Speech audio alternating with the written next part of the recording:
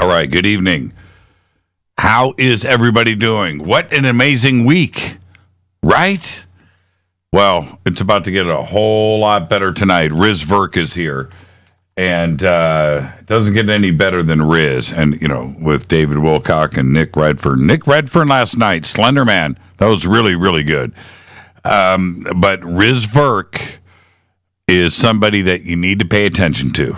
He's about as smart as they come, and he's one of the leaders of not only the internet, but blockchain, futurism, and you need to stop and listen to Virk. He's just a very, very bright guy and very cool, and he's a fader-not. So it doesn't get any better, right? So get ready. Here we are. We're live. I've got 8 seconds. I've got 5 seconds. Here we go. Enjoy the show.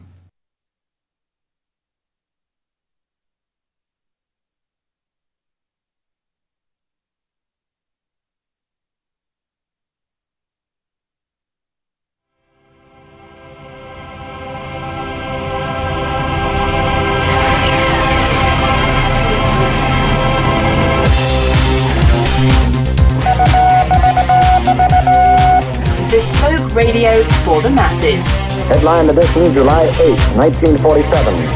The Army Air Forces has announced that a flying disc has been found and is now in the possession of the Army. If the game is rigged, change the game. Game changer. I occasionally think how quickly our differences worldwide would vanish if we were facing an alien threat from outside this world. This is Fade to Black with your host, Jimmy Church, on the Game Changer Radio Network and KGRA, the Global Radio Alliance.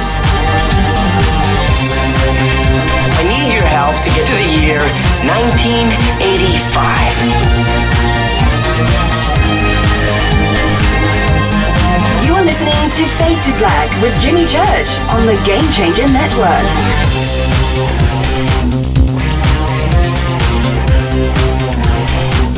Good evening, Fade to Black.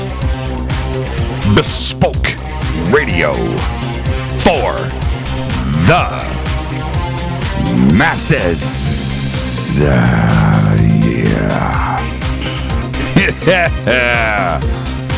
Man, do I love my job. Today is Wednesday, May 16th, 2018, 135 days into the new year. Just 230 days left. We are live from a bunker somewhere in beautiful downtown Burbank, California, and I would like to welcome everybody listening all around the world.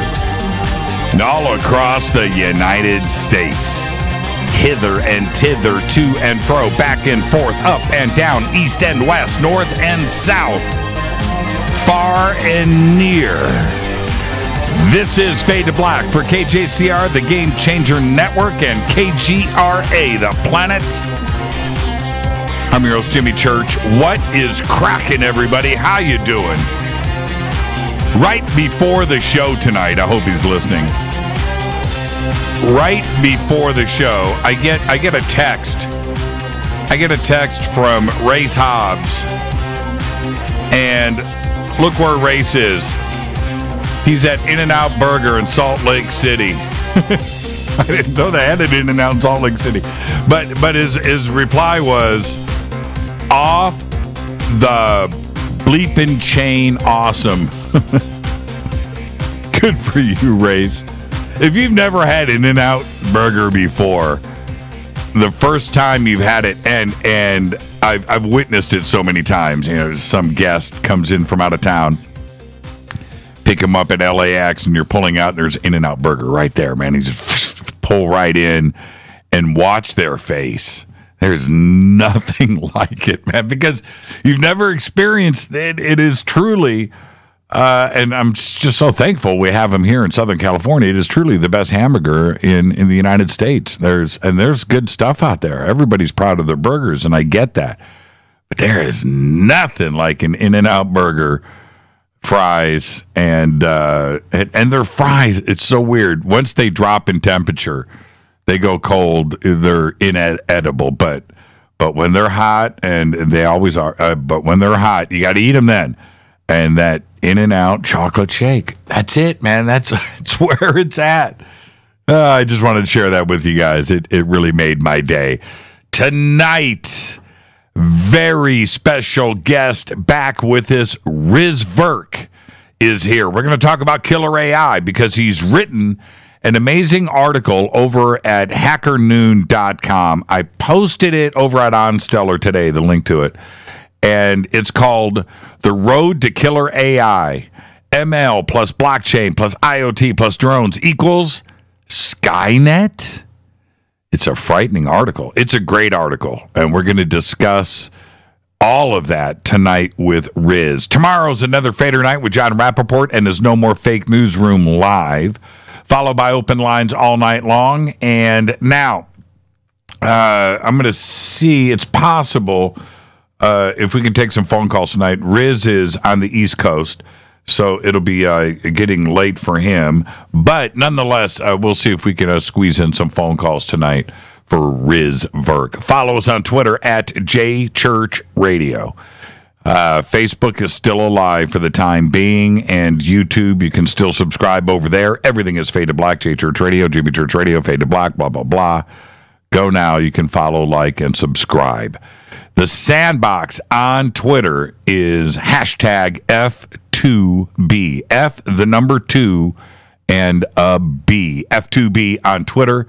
And I say it every night. We don't bite. Salt Lake City got an In-N-Out Burger after I left. Apparently, that is the case. Unless Race is somewhere here in Southern California. They opened up after the founders of In-N-Out, after the dad passed away, the kids, lost control with In-N-Out Burger, and one of them started to sell franchises. So they leaked into Vegas, Arizona. I think they may have even gotten into New Mexico, parts of Texas, Oregon, and they spread out. And then a judge intervened and shut down that one sibling, I do believe. And I don't know what happened to those franchises, though. I don't know if they shut them down. But there was reasons for that, because all of the In-N-Out Burgers here in Southern California, they locally source everything fresh from local farmers. So that was, and ranchers, and that was the secret to their success. And they didn't want to let go of that. And there was other issues involved too, sibling rivalry, but there you go. I guess one opened up there in Salt Lake. So, okay, maybe they're franchising again. Haven't heard anything about that. Any questions or comments during the show tonight? You can use hashtag F2BQ. Now, see, I'm reading the post in Twitter as they are coming in. And that's what I just did. So if you want to come and check out all of that, hashtag F2B and then hashtag F2BQ for questions. I keep Twitter live during the show, and the chat rooms, too, are live in front of me. So good evening, everybody. And any questions or comments, just post. All right? It happened today. Let me get to some breaking news. Happened today. The Senate voted to pass a measure that would repeal changes to net neutrality rules that were recently adopted by the Republican-controlled Federal Communications Commission. Now, the measure, which was backed by all 49 Democrats and Republican Senators Susan Collins, Lisa Murkowski, John Kennedy of Louisiana, it will now be sent to the House. And I don't know where it's going to go from there. Okay? I don't know. Let's hope. Okay? I didn't think it was going to pass the Senate. I thought it was going to be a very bleak day today. But it made it through.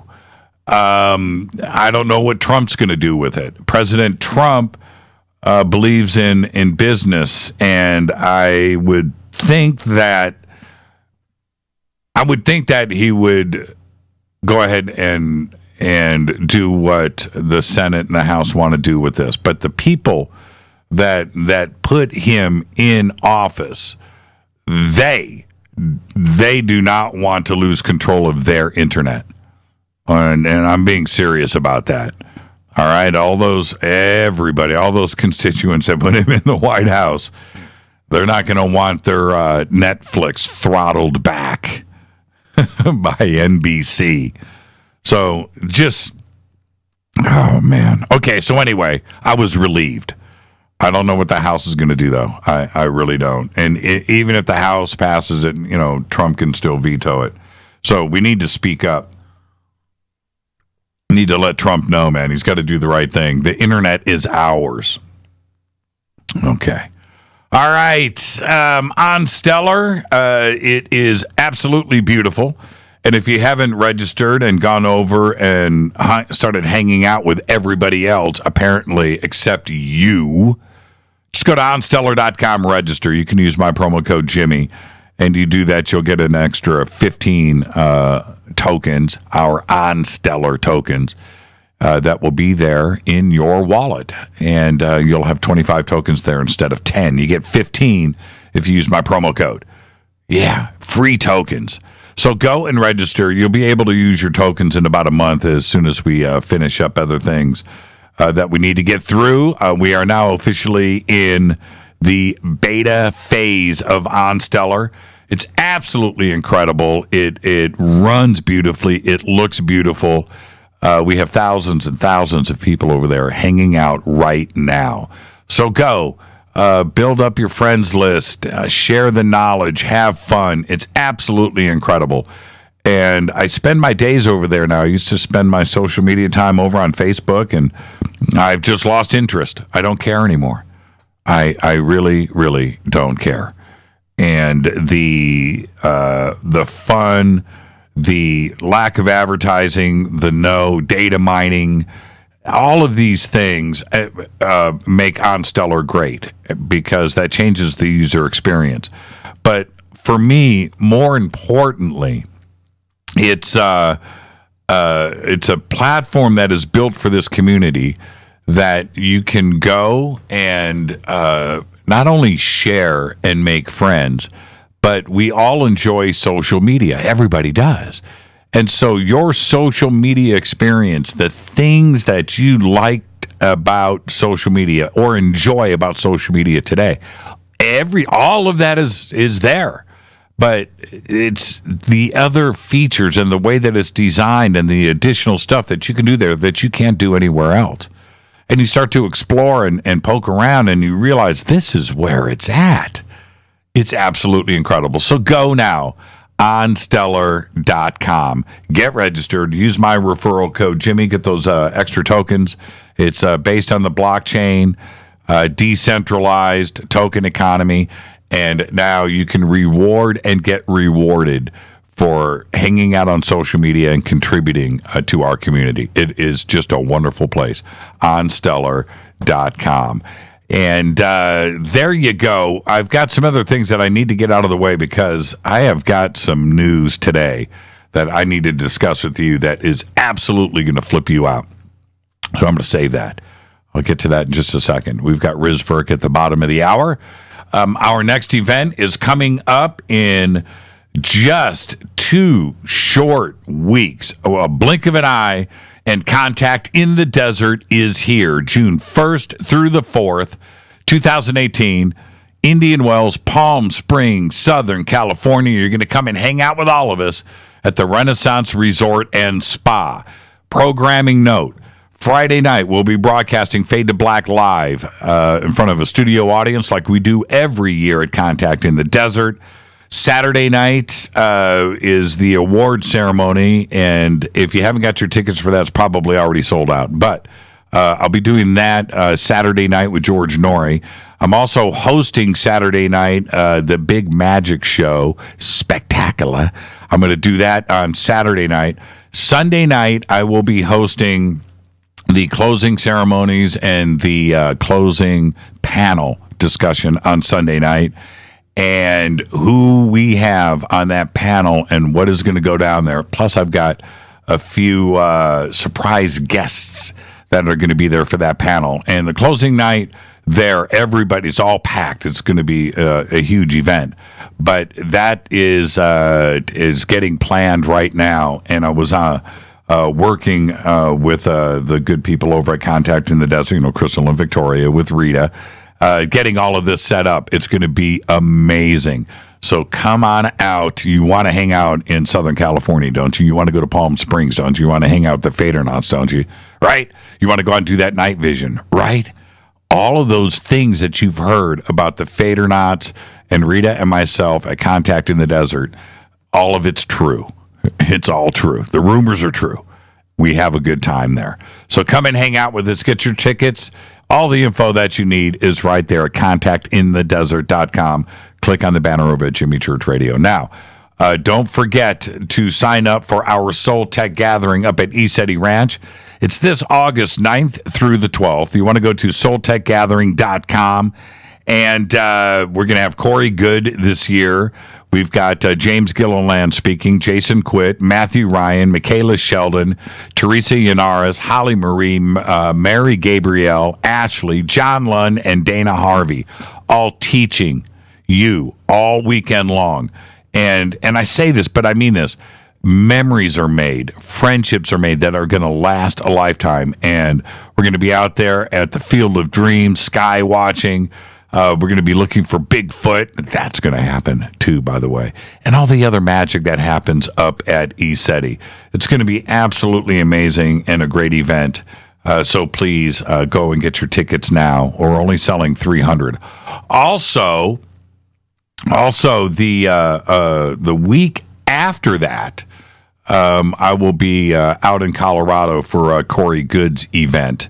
And so there you go, man. What a busy summer. Rita and I said, 2018, the last few years we've been doing, 8, 10, 12 events a year. And you do that, an event every month, a couple events a month.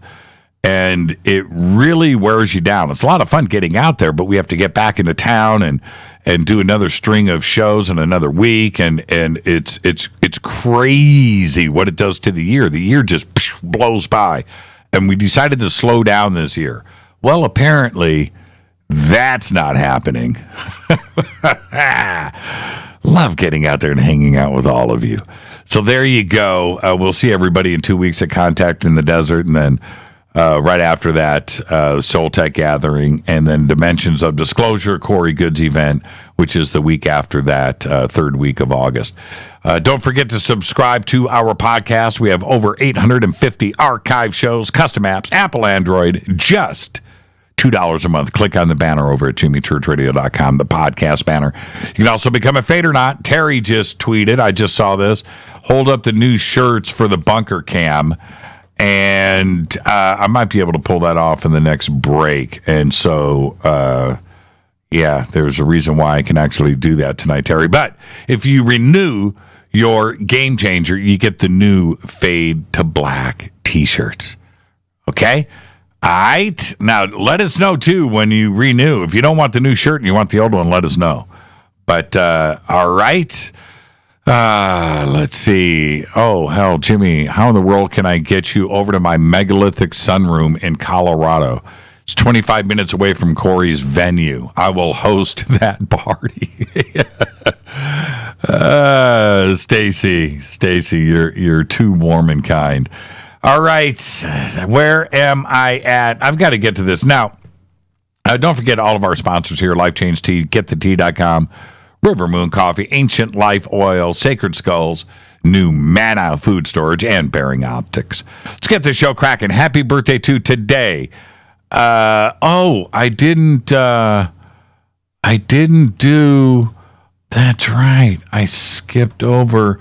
I was so busy today because on this day in history, OTD 2010, Ronnie James Dio left this earth to sing for another audience. Oh, somebody just posted. There you go. And I'll say this, when I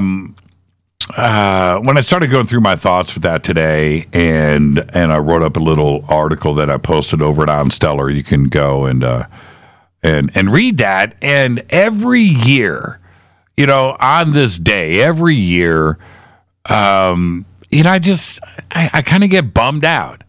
And I don't want to be bummed out because of Ronnie. He left way too early and at the prime of everything for him. But you go through and you try to remember some things, and you want to share it with everybody, of course, in Ronnie's memory. And then you listen to, some music, which I did today, and cranked it up, and it just bums me out. So I asked everybody today, just go listen to some Ronnie, go listen to some Dio, and you can appreciate his gift.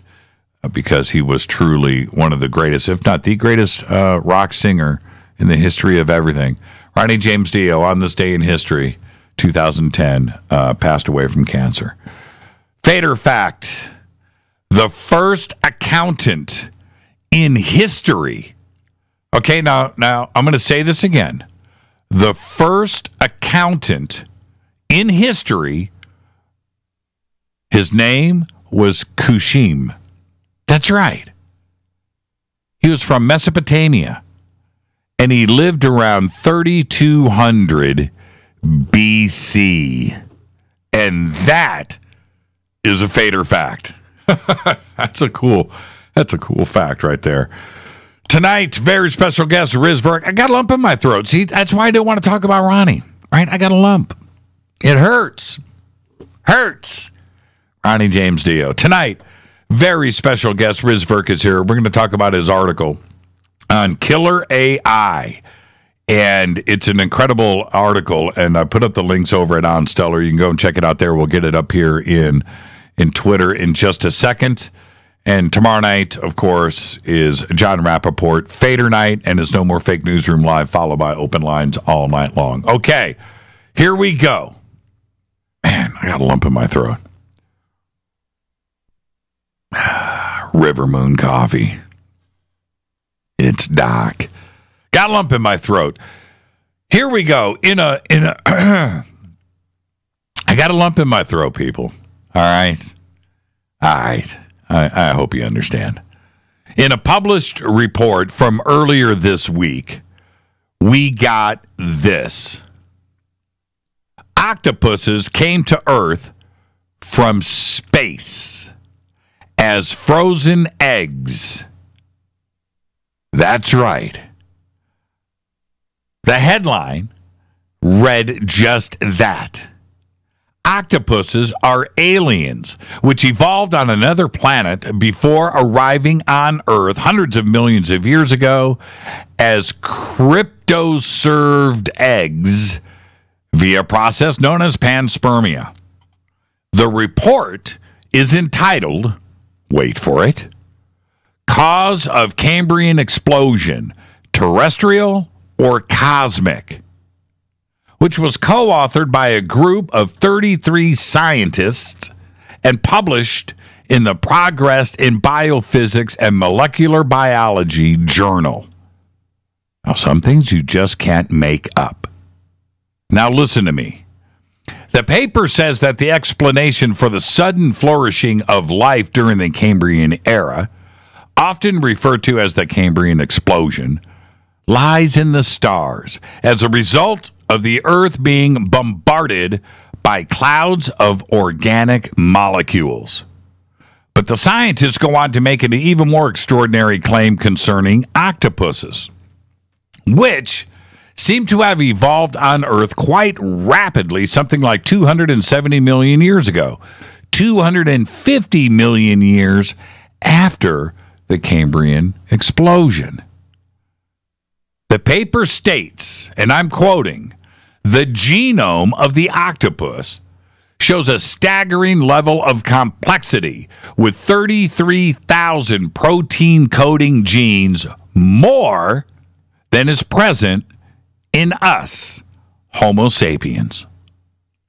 Now, I am going to quote from the paper here, and listen to every word.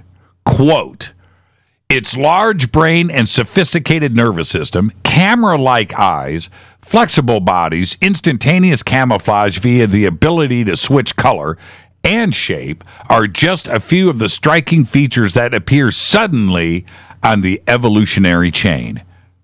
The transformative genes leading to the consensus ancestral nautilus, to the common cuttlefish, to squid, to the common are not yet easily to be found in any pre-existing life form.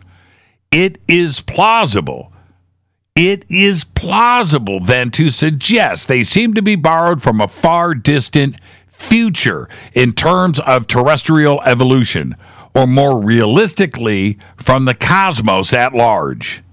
One plausible explanation, in our view, is that the new genes are likely new extraterrestrial imports to Earth, more plausibly as an already coherent group of functioning genes within, say, cryoserved and matrix-protected fertilized octopus eggs. Thus, the possibility that crypto-served squid and or octopus eggs arrived in icy bolides several 100 million years ago and should not be discounted, as that would be a cosmic explanation for the octopus' sudden emergence on Earth circa 270 million years ago. End quote.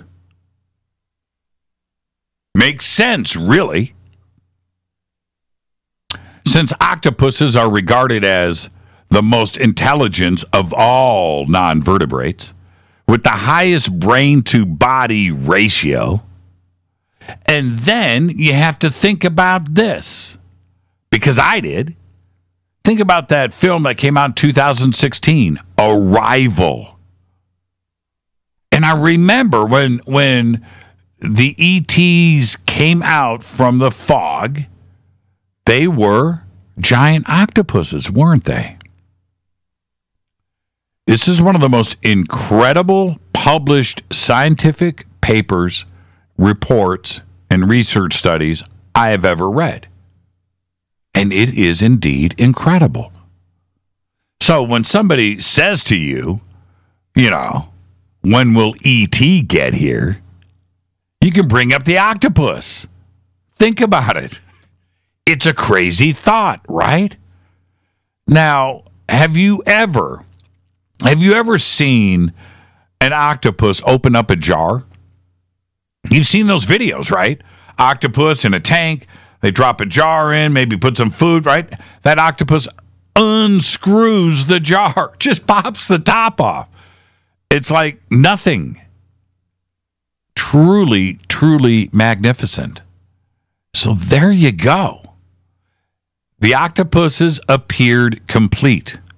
Done. Unlike anything else in the evolutionary chain, allegedly evolutionary, I might add. And when we think about us here and how we just appeared here 150,000 years ago, we just appeared with the correct forehead, no hair on our bodies, right? The ability to speak, think, laugh, emotions, everything. Think about that. I had to bring that to your attention. The report is unbelievable, and I will give it to you here one more time. It's published in the Progress in Biophysics and Molecular Biology Journal. It's unbelievable to read. 33 scientists. All right, tonight, Virk is here. We're going to talk about killer AI. Tomorrow night is Fader Night, my favorite night of the week. John Rappaport's going to be here. No more Fake Newsroom Live, followed by your phone calls all night long. What a great week we've had here on Fade to Black. Everything going on with OnStellar at the same time. This is a wonderful, wonderful, beautiful blue planet that we live on. And I get to do all of this hanging out with you. It's Fade to Black. I'm your host, Jimmy Church. I'll be right back with our guest, Virk. Stay with me.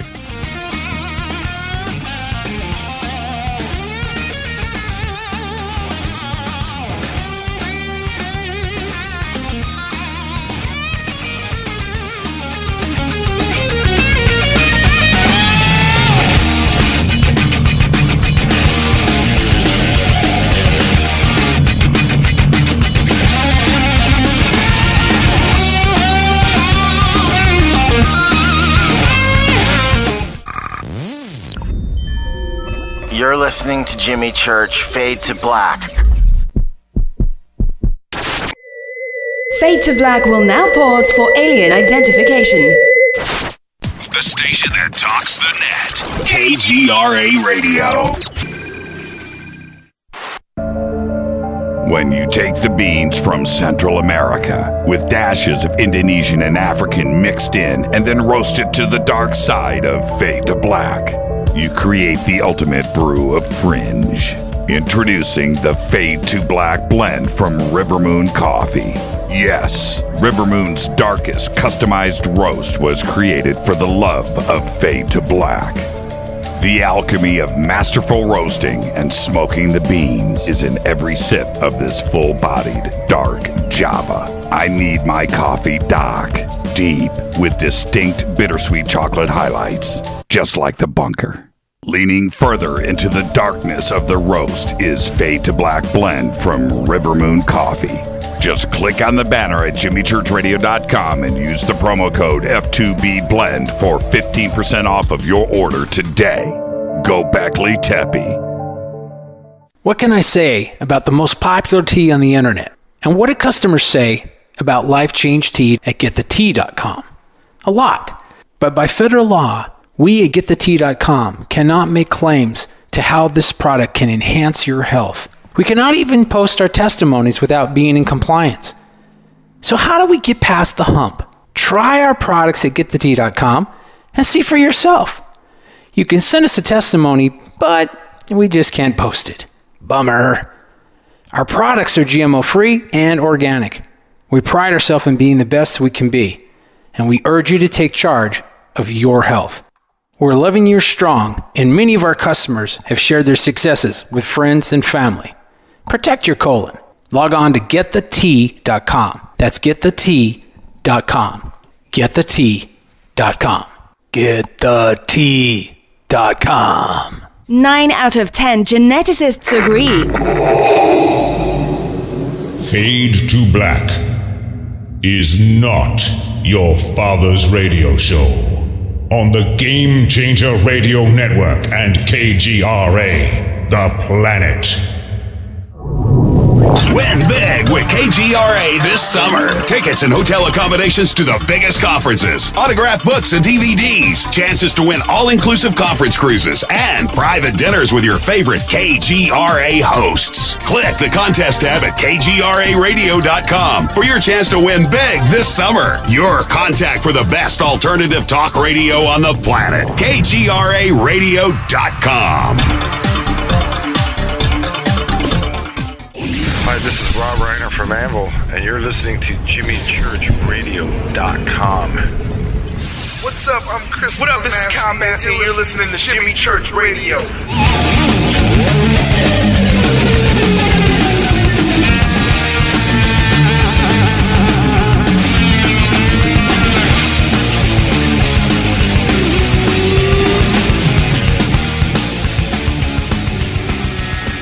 All right, welcome back. Fade to Black. I'm your host, Jimmy Church. Yeah, I'm in a great mood. Great mood. Got that lump out of my throat. Show must go on, as Ronnie would say. Tonight, Riz Virk is with us. Tomorrow night is Fader night. Open lines all night long. John Rappaport's going to be here with his No More Fake Newsroom Live. After Riz posted his article, I think it was 2 weeks ago now, I immediately called Riz and said, what is going on with this? And he goes, you're calling me to get on the show, right? I said, yes. So, first things, we made this special arrangement tonight to have Riz here. He is a successful entrepreneur, angel investor, best-selling author, video game industry pioneer, independent film producer. He currently runs Bayview Labs and Play Labs at MIT, startup accelerator held on campus at the Massachusetts Institute of Technology. Riz received a BS in computer science and engineering from MIT, an MS in management from Stanford's GSB. Riz's many startups have created products used by thousands of enterprise customers, and his games have been downloaded millions of times, including Tapfish, Bingo Run, Penny Dreadful, Demonde, and Grim Cards of Fate.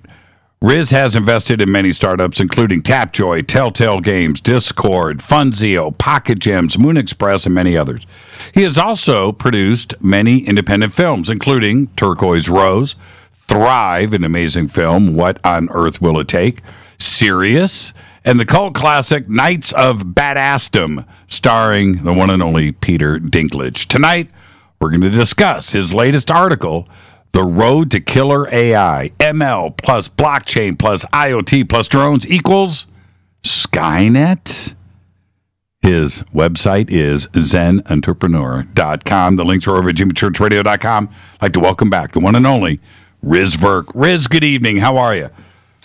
Good evening, Jimmy. It's great to be back. You know, Riz, look, MIT, Stanford, investor, Silicon Valley, web internet genius. I'm totally intimidated by you, but you're such a cool guy. Should I be intimidated? Because I don't have all of those credentials. I don't have a CV like that. Well, Jimmy, you're a pretty cool guy yourself, so I wouldn't be too intimidated. Especially tonight, we're going to be talking, a little bit of science and a lot of science fiction melded together. So I think it'll be a fun discussion. So what you're saying is you bring down the discussion to my level. All right. I didn't say that, but I did say it'll be a fun discussion. I remember, Riz, maybe it was probably 2 years ago, and I got up in the morning, went down to my coffee machine, and I was staring out the kitchen window as I was grinding some beans. And that morning, we had a traffic accident up the street, and it knocked out a transformer. And now I've got solar power, right, at the house. So I went to grind the beans, and the grinder wasn't running at full speed. It was running at half speed, right, because my house is now running on solar power instead of normal power. And while I was trying to figure that out, and then I realized that the power was out, then it came back on. But as I was staring out the window, I had this vision. What if I woke up in the morning and there was nothing? Nothing, right? Nothing. And where we lost the internet, we lost electricity, we lost everything. You know, now my refrigerator is not on. My smart refrigerator, right? My smartphone is not working. Because the internet is down, satellites are down. What you know, just some crazy event where that happened. The news I wouldn't be able to get to find out what happened, right? Because the news can't get the news to report out. Now, what do? You can't go to your neighbor; he doesn't know. And this would be the beginning of a very bad day, right? I mean, a bad day, and quite possibly, if it continues, a very bad week. And I laid out this nightmare scenario for everybody because it's something that we really need to think about, because the IoT, the Internet of Things, is everywhere now. And it is a huge industry, putting the internet into your toothbrush, right? Putting it everywhere. And if we continue our dependency on the internet, if anything goes wrong, it's going to go wrong in a bad, bad way. And I got a lot of feedback about that. And I turn around and I read your article, and I'm like, this is what I'm on about, people. You know, I'm not the only one that thinks about the complexities of the possibilities of things taking over. And if they go bad, if they choose to go bad, we're in a bad situation, aren't we? Well, we certainly could be, and I think, you know, that's part of what prompted me to write the article. I mean, we've gotten more and more dependent on, I mean, not just electronics. So, I mean, we've had electrical devices for quite some time, right? But over time, everything started to use electricity, and slowly everything is getting connected to the internet and to each other. And so, you know, that raises this possibility of cascading failures. Now, on the one hand, you know, you've got all these devices connected, and if we were to lose all electricity, it may not be the end of the world. In fact, it might, you know, save us if we were ever in a disastrous situation where you had an AI that was trying to take over. If we had no electricity, then the AI couldn't run. You know, one of the gates I'm going to talk about later in the show is this idea of an AI that doesn't have an off switch. And that's really, you know, what we have to wonder about. Well, and, you know, it was during our last show, we were talking about blockchain. Some of your listeners might have been listening that night. And towards the end, we started talking about this idea of blockchain and where's the intersection with AI. And that really got me thinking, you know, about these buzzwords that are out there today, which are no longer buzzwords. Like you said, fridges are smart fridges now, right? There are thousands and thousands of those out there that can actually run code. So now you can run code in many places that you couldn't before. And that's good because it gives us lots of convenience, but it's bad because we're suddenly reliant, you know, on this interconnected machine world, if you will. Well, I'm going to get to the terms here in just a second, but when I hear you say that, I mean, who really needs a smart refrigerator? The answer is nobody. Right? I mean, there is absolutely no need for a smart refrigerator. The reason why people have them is because, you know, you're competing with the Joneses. Do you remember when no refrigerators had the water dispenser and the ice in the front, right? But then those came out. I remember that. Right? Now everybody's got to have one. And so I look at it that way. Everybody wants to have a 12 by 14 inch display on the front of the refrigerator now. They don't need it, but that's part of the problem. Nobody needs you know, a razor or a toothbrush or a bathroom mirror connected to the internet. You don't need that. And eventually the manufacturers are only going to be producing these versions. I mean, with TVs. I mean, you take an old CRT TV and you can't even connect, you know, either a DVD player or a digital signal to the old TVs, right? So pretty soon they won't even work anymore, and that's because the manufacturers are constantly upgrading what's there. So I hear you, and I agree with you that's happening. Yeah, and the only way to get people to buy new bathroom mirrors that they would never replace in their house for 50 years is put a chip in it, right? And now, you know, And so that all manufacturers are looking at just that, right? How do we get a chip into our products? No matter what the product is, to chipify it and get it on the IoT. And I understand manufacturing and capitalism and markets. I totally get that. And you've got to sell new product. How do you do it? Well, you create the next thing. And certainly the IoT has done just that. Let's go to these terms here. Let's go with, first off, Riz's formula is ML plus blockchain plus IoT plus drones equals Skynet. Let's start at the front and let's go with ML. What is ML? Okay, so ML is shorthand for machine learning, right? And so that's why, the AI within the last few years has gotten more sophisticated than the AI we used to have, back in the 80s and 90s. I remember when I was in high school in the 80s reading about how the Japanese were going to have AI that was as good as a human by the end of the decade. That was the 80s, right? Of course, that didn't happen, right? So there was a whole first wave of AI, which was based on rules and heuristics and code, and they had to try to figure out what the rules were, and that proved to be pretty difficult. And so, machine learning refers to the idea that the software, the computer program, can learn based upon data that we give it. And so, this started with neural networks, simple neural networks, which were trying to emulate what happens inside the brain. And you would feed it a bunch of data, like for handwriting. You would feed it a bunch of examples of people writing the letter T in cursive or, in non-cursive or from a typed paper. And then the machine would learn based upon the input. You said, this is a T, this is an A, this is a B. And eventually, handwriting recognition got pretty good. I mean, it's still not perfect, but it's way better now than it was before. So it's this idea that machines can learn based on data that you provide it. That's really what ML is all about. Yeah. So when you, and I remember doing that with, I forget those little assistants. What were they called? Those little digital assistants? Like the, are you talking about in the 90s? Yeah. Or? What were those called? And there were Newton was one, and there was that other one. I know what you're talking about. How quickly we forget.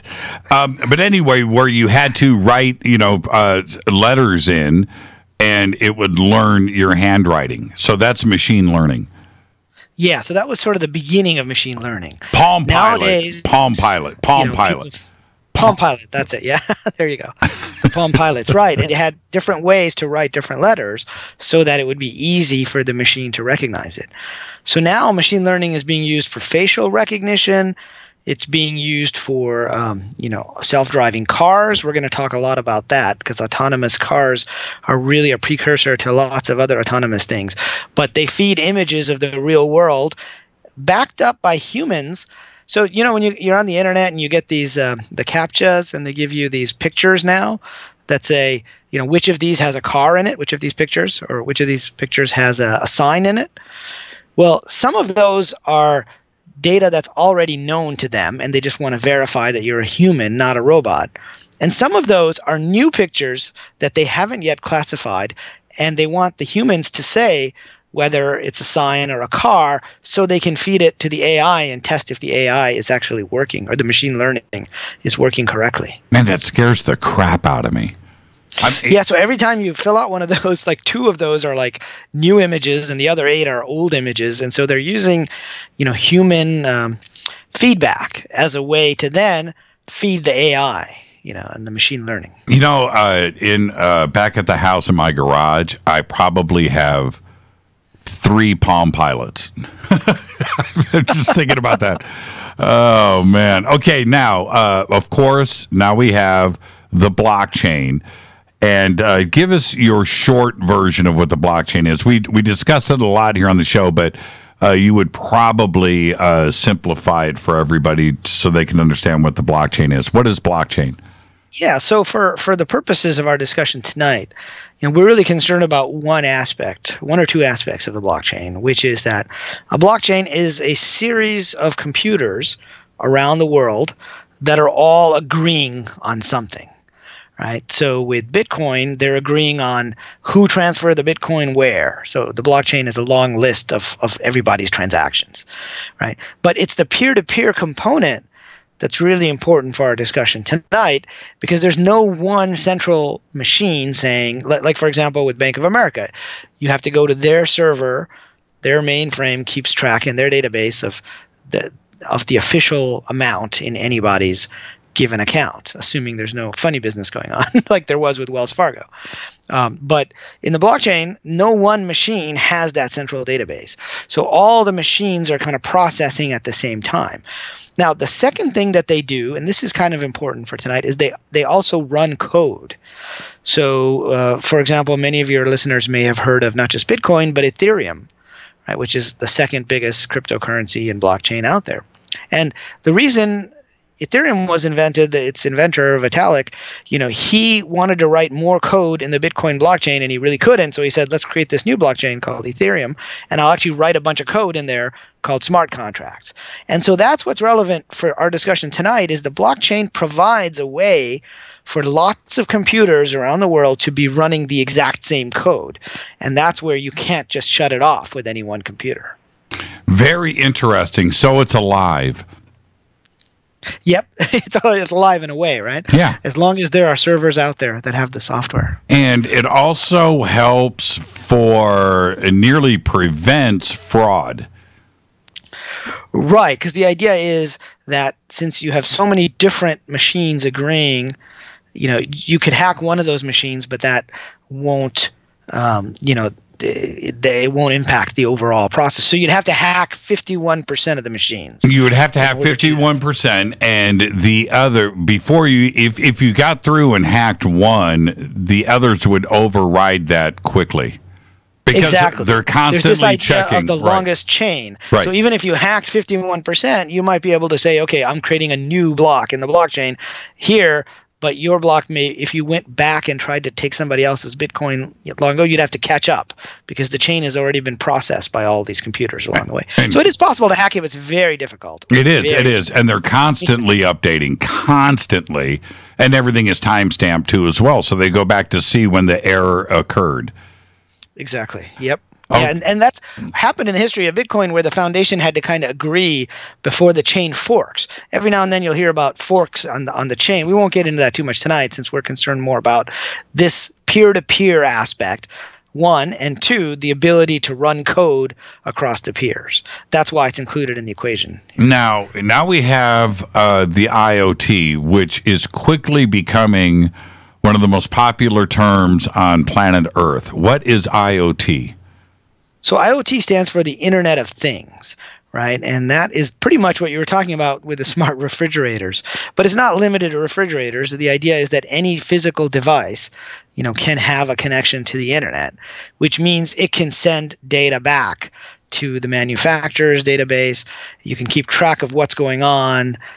You have the cars connected to the Internet. You have all kinds of objects and devices, like you said, eventually toothbrushes connected to the Internet. All that data is being sent over the Internet somewhere, but it provides a way in to physical devices that wasn't there before, right? Even things like, to unlock a door, right? I had an office, you've probably seen this, some office spaces now, you bring up your app on your smartphone, right, and you say unlock the door, rather than using a physical key anymore, right? So that is sending a message through the Internet to some server, which is sending the message to that door, which means that door is also part of the Internet of Things, because it's now connected and it has some code that is running on it.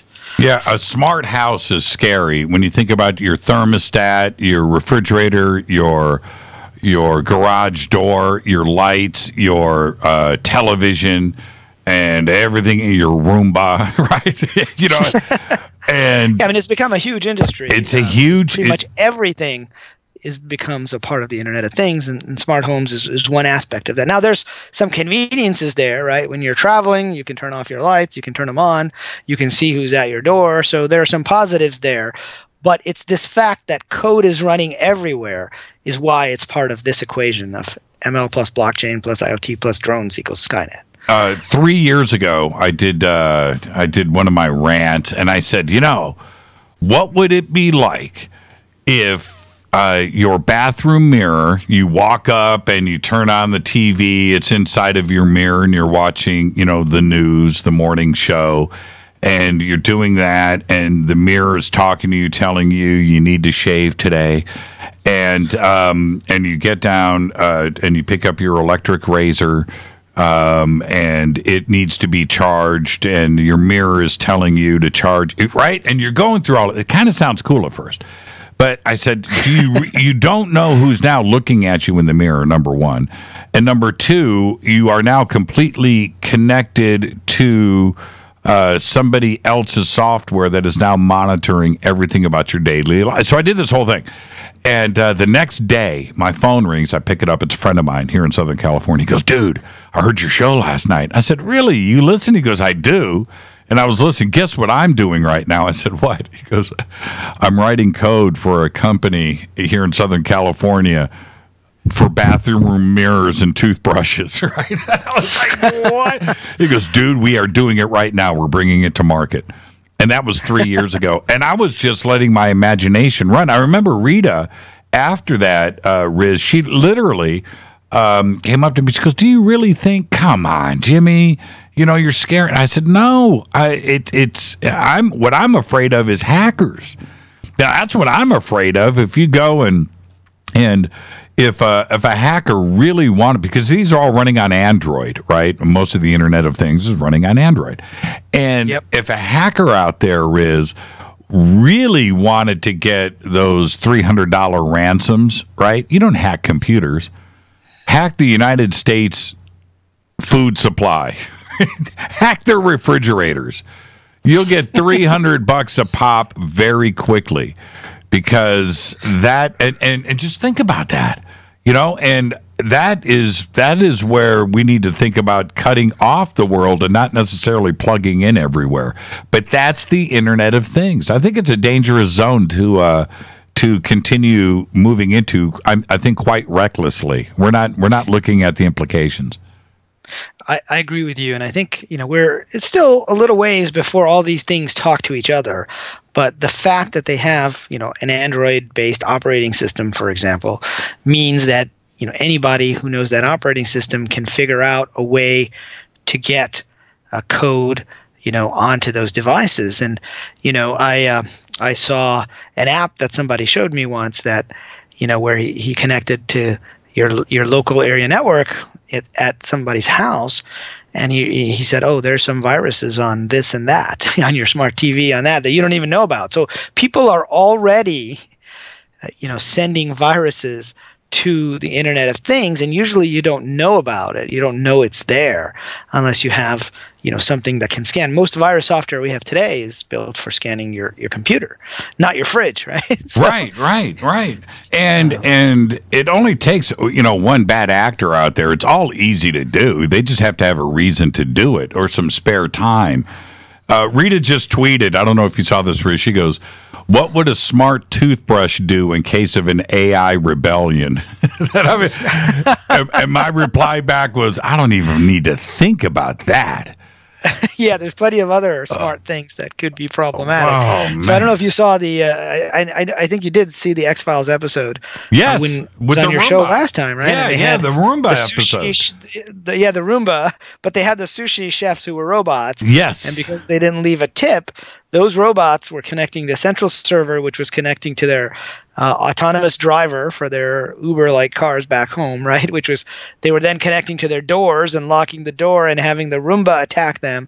And then the drones that were delivering the Amazon packages, were starting to gang up on them. And, we've got the technology for that. We're not very far off from that. I mean, that could happen soon. The AI that would do it all is not quite there yet, but the connections are there. Yeah, it's a scary, scary thought. And we are right. I mean, we are so close. It's like lemmings to the sea, right? We're all on the edge of the cliff right now, taking a peek. We're taking a peek. Yeah, it's why it's good to have some backup. The other day, I was in San Francisco, and we were trying to call an Uber, and meanwhile there were these cabs just driving right by us. It's like I had forgotten how to call a cab because I'm so used to going into my phone and getting a car to come to me. It's like, oh, the old-fashioned way of holding out your hand actually still works. So sometimes we need to have backup ways of doing things that are a little more time-tested. You forgot how to go analog. Right. That's funny. All right, and then of course we have the next piece of your equation is drones. Now I would love to hear your definition of drones. You can go into any electronics store now, any store. You walk in the front door, and that's what they've got stacked up. Drones. Drones are everywhere. Go to Fry's. I don't know how many drones Fry's sells in a day, but if their displays of drones are any indication, it's got to be just tons. It's ballooning, and it's a pretty big area right now. And I know that a lot of venture capital investment has gone into that area because more and more people are using drones. Now, most of the drones are like the quadcopters, right, where they've got the 4 little propellers. Right. And you can do that, for a small size or a big size. And so drones by themselves aren't that dangerous. But if you look at the drones we use in the military, particularly as we're bombing in like Afghanistan or Pakistan, which is actually where I was born, you've got these drones that look a little bit different from the drones that Fry is selling. Right? Those drones look more like little airplanes, right? Whereas the drones we're getting are like these little quadcopters or little helicopters. And so drones become dangerous when they get combined with weapons, right? So weaponized drones is the real fear here. And if you look at some of the drones today, and I used at the end of this formula, I say equals Skynet, because as you may know, I'm a big fan of the Terminator movies. Mm-hmm. And they had these things called HKs or hunter killers. And you look at them and they're just like, they start off as little drones, and then they become more and more sophisticated drones that can go up and down and can fly anywhere. So once you combine drones with weapons, now we're in dangerous territory. We're close to unlocking, one of these gates that I talk about. I got to take a break right here, so let's get the break out, and then we'll continue the discussion when we come back. Our guest tonight, Virk, and we're discussing his latest article, The Road to Killer AI, ML plus blockchain plus IoT plus drones equals Skynet. Virk. Unbelievable article. You can check it out over at hackernoon.com. I'm your host, Jimmy Church. This is Fade to Black. Stay with us.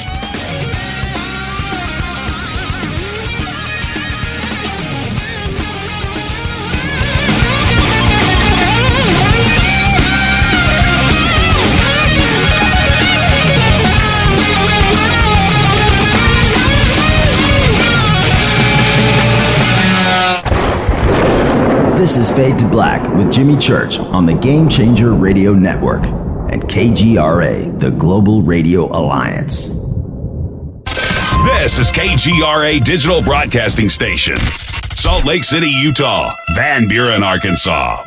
Does your basement or crawl space have a damp, musty smell? Well, watch out! That's a sign of too much moisture and not enough ventilation. And that can mean increased mold growth and the buildup of harmful toxins and gases. Don't bother with a dehumidifier. It just circulates the same unhealthy air. Now there's a better way to remove these dangers and odors. It's with the computerized Wave Moisture Control Unit that reduces moisture and expels pollutants. We replaced our old dehumidifier with the Wave unit, and in only 3 weeks, our basement is dry and the musty smell is gone. Wave units require no maintenance, no buckets of water or filters, and costs only pennies a day to run. Breathe better, live healthier with an affordable, no-maintenance Wave unit. Call 888-717-WAVE, 888-717-WAVE, or visit dryhealthyhome.com. Dryhealthyhome.com. Ride the wave. Wave Home Solutions for a healthy, comfortable home. Hello, I'm Katie, and you're listening to my main man, Jimmy Church, on jimmychurchradio.com. Hi, this is Ray Hobbs here, repping the planet, and you're listening to my good friend, Jimmy Church, Fade to Black, on the Game Changer Network and the KGRA Digital Broadcast Station.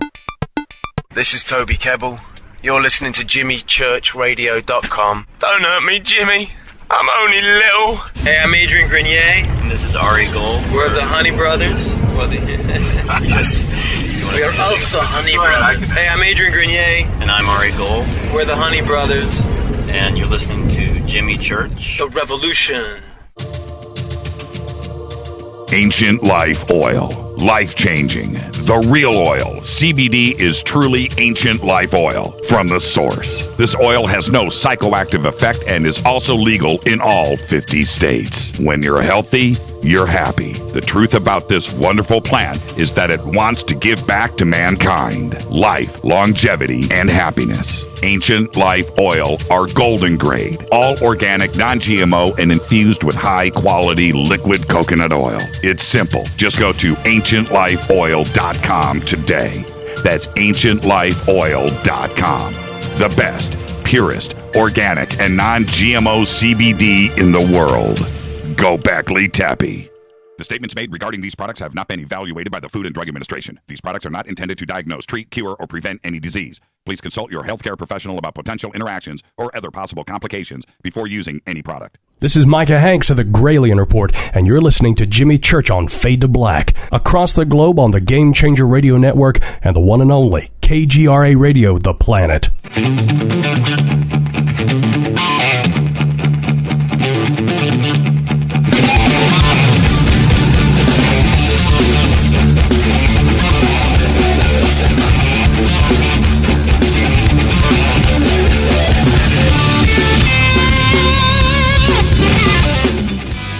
Welcome back, Fade to Black. I'm your host, Jimmy Church. Tonight, Virk is here.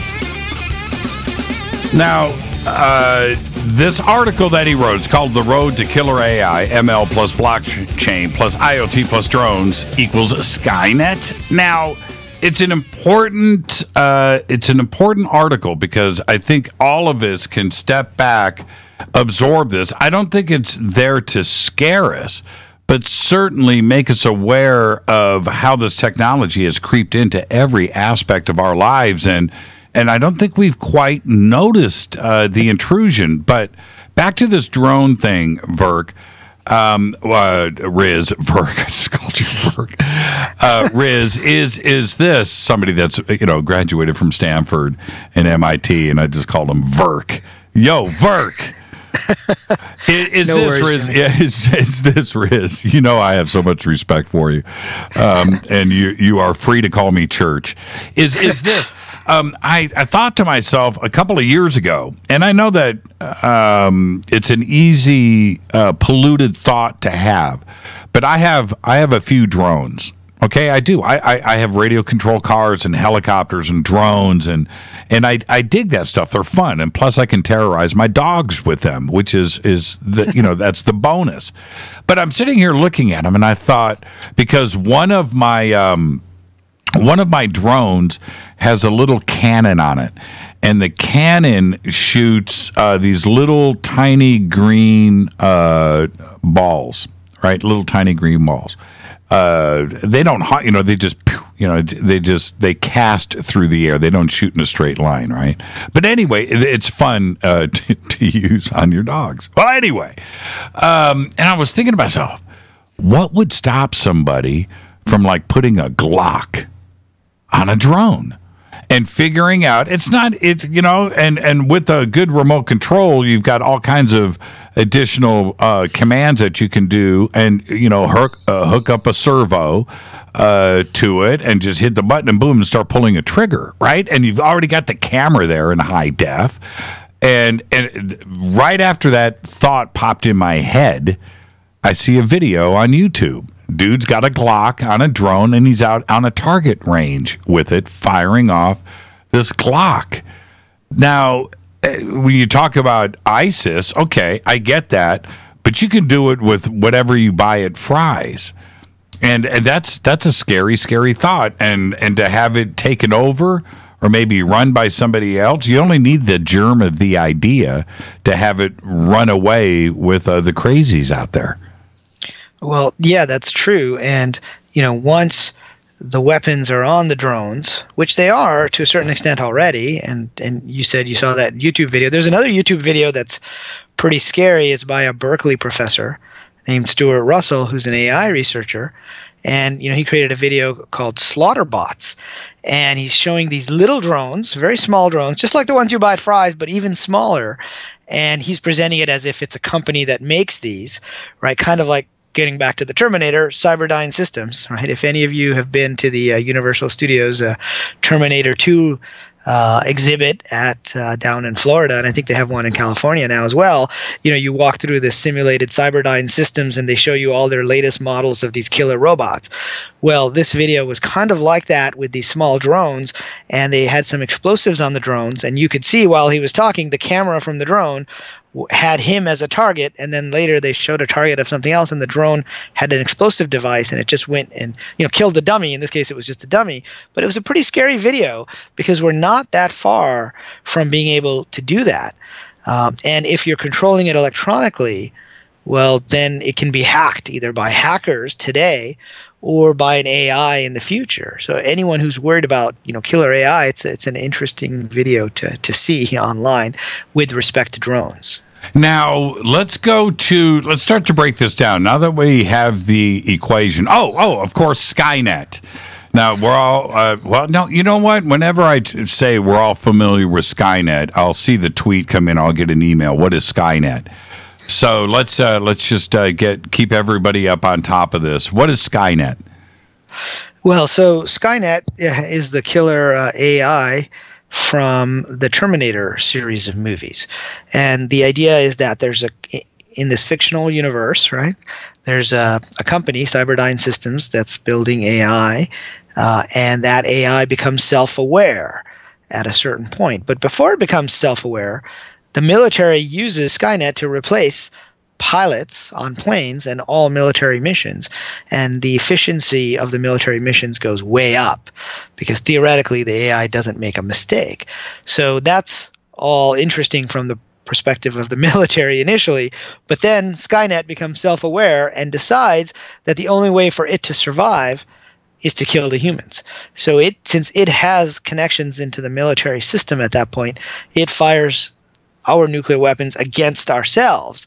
And then it also creates actual robots, physical robots that it can use, like the Terminator, which is the character that Arnold Schwarzenegger played, which was a cybernetic organism, a machine that was sent back in time. Now we're getting into different parts of the story.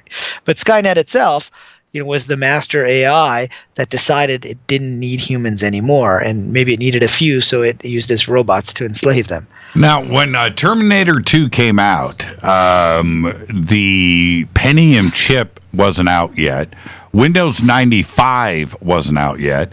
The internet, although it was there, was there for a couple of hundred people around the United States that were, sharing email with each other.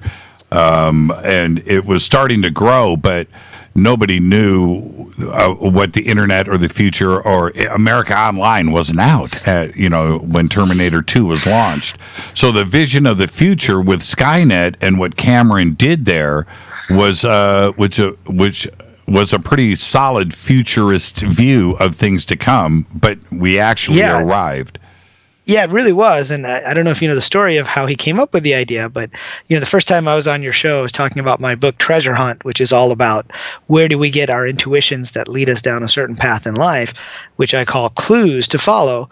So James Cameron was a young filmmaker working on these B movies. I think it was like, I don't know, John Carpenter movies or something. He was in Italy. And one day he was really sick and he couldn't go to the set. So he was kind of in a delirium, and he had this dream about robots emerging from the fire. And he woke up and he didn't really know what to do with it. So he drew a picture of these robots emerging from a fire, and he presented it to his friend Gail, who was also working on the movies. And she said, well, what's the story behind this? Can you expand on it? So he then ended up writing the script for the Terminator, and Gail Ann Hurd became the producer, and James Cameron, we know, is one of the most famous directors of all time.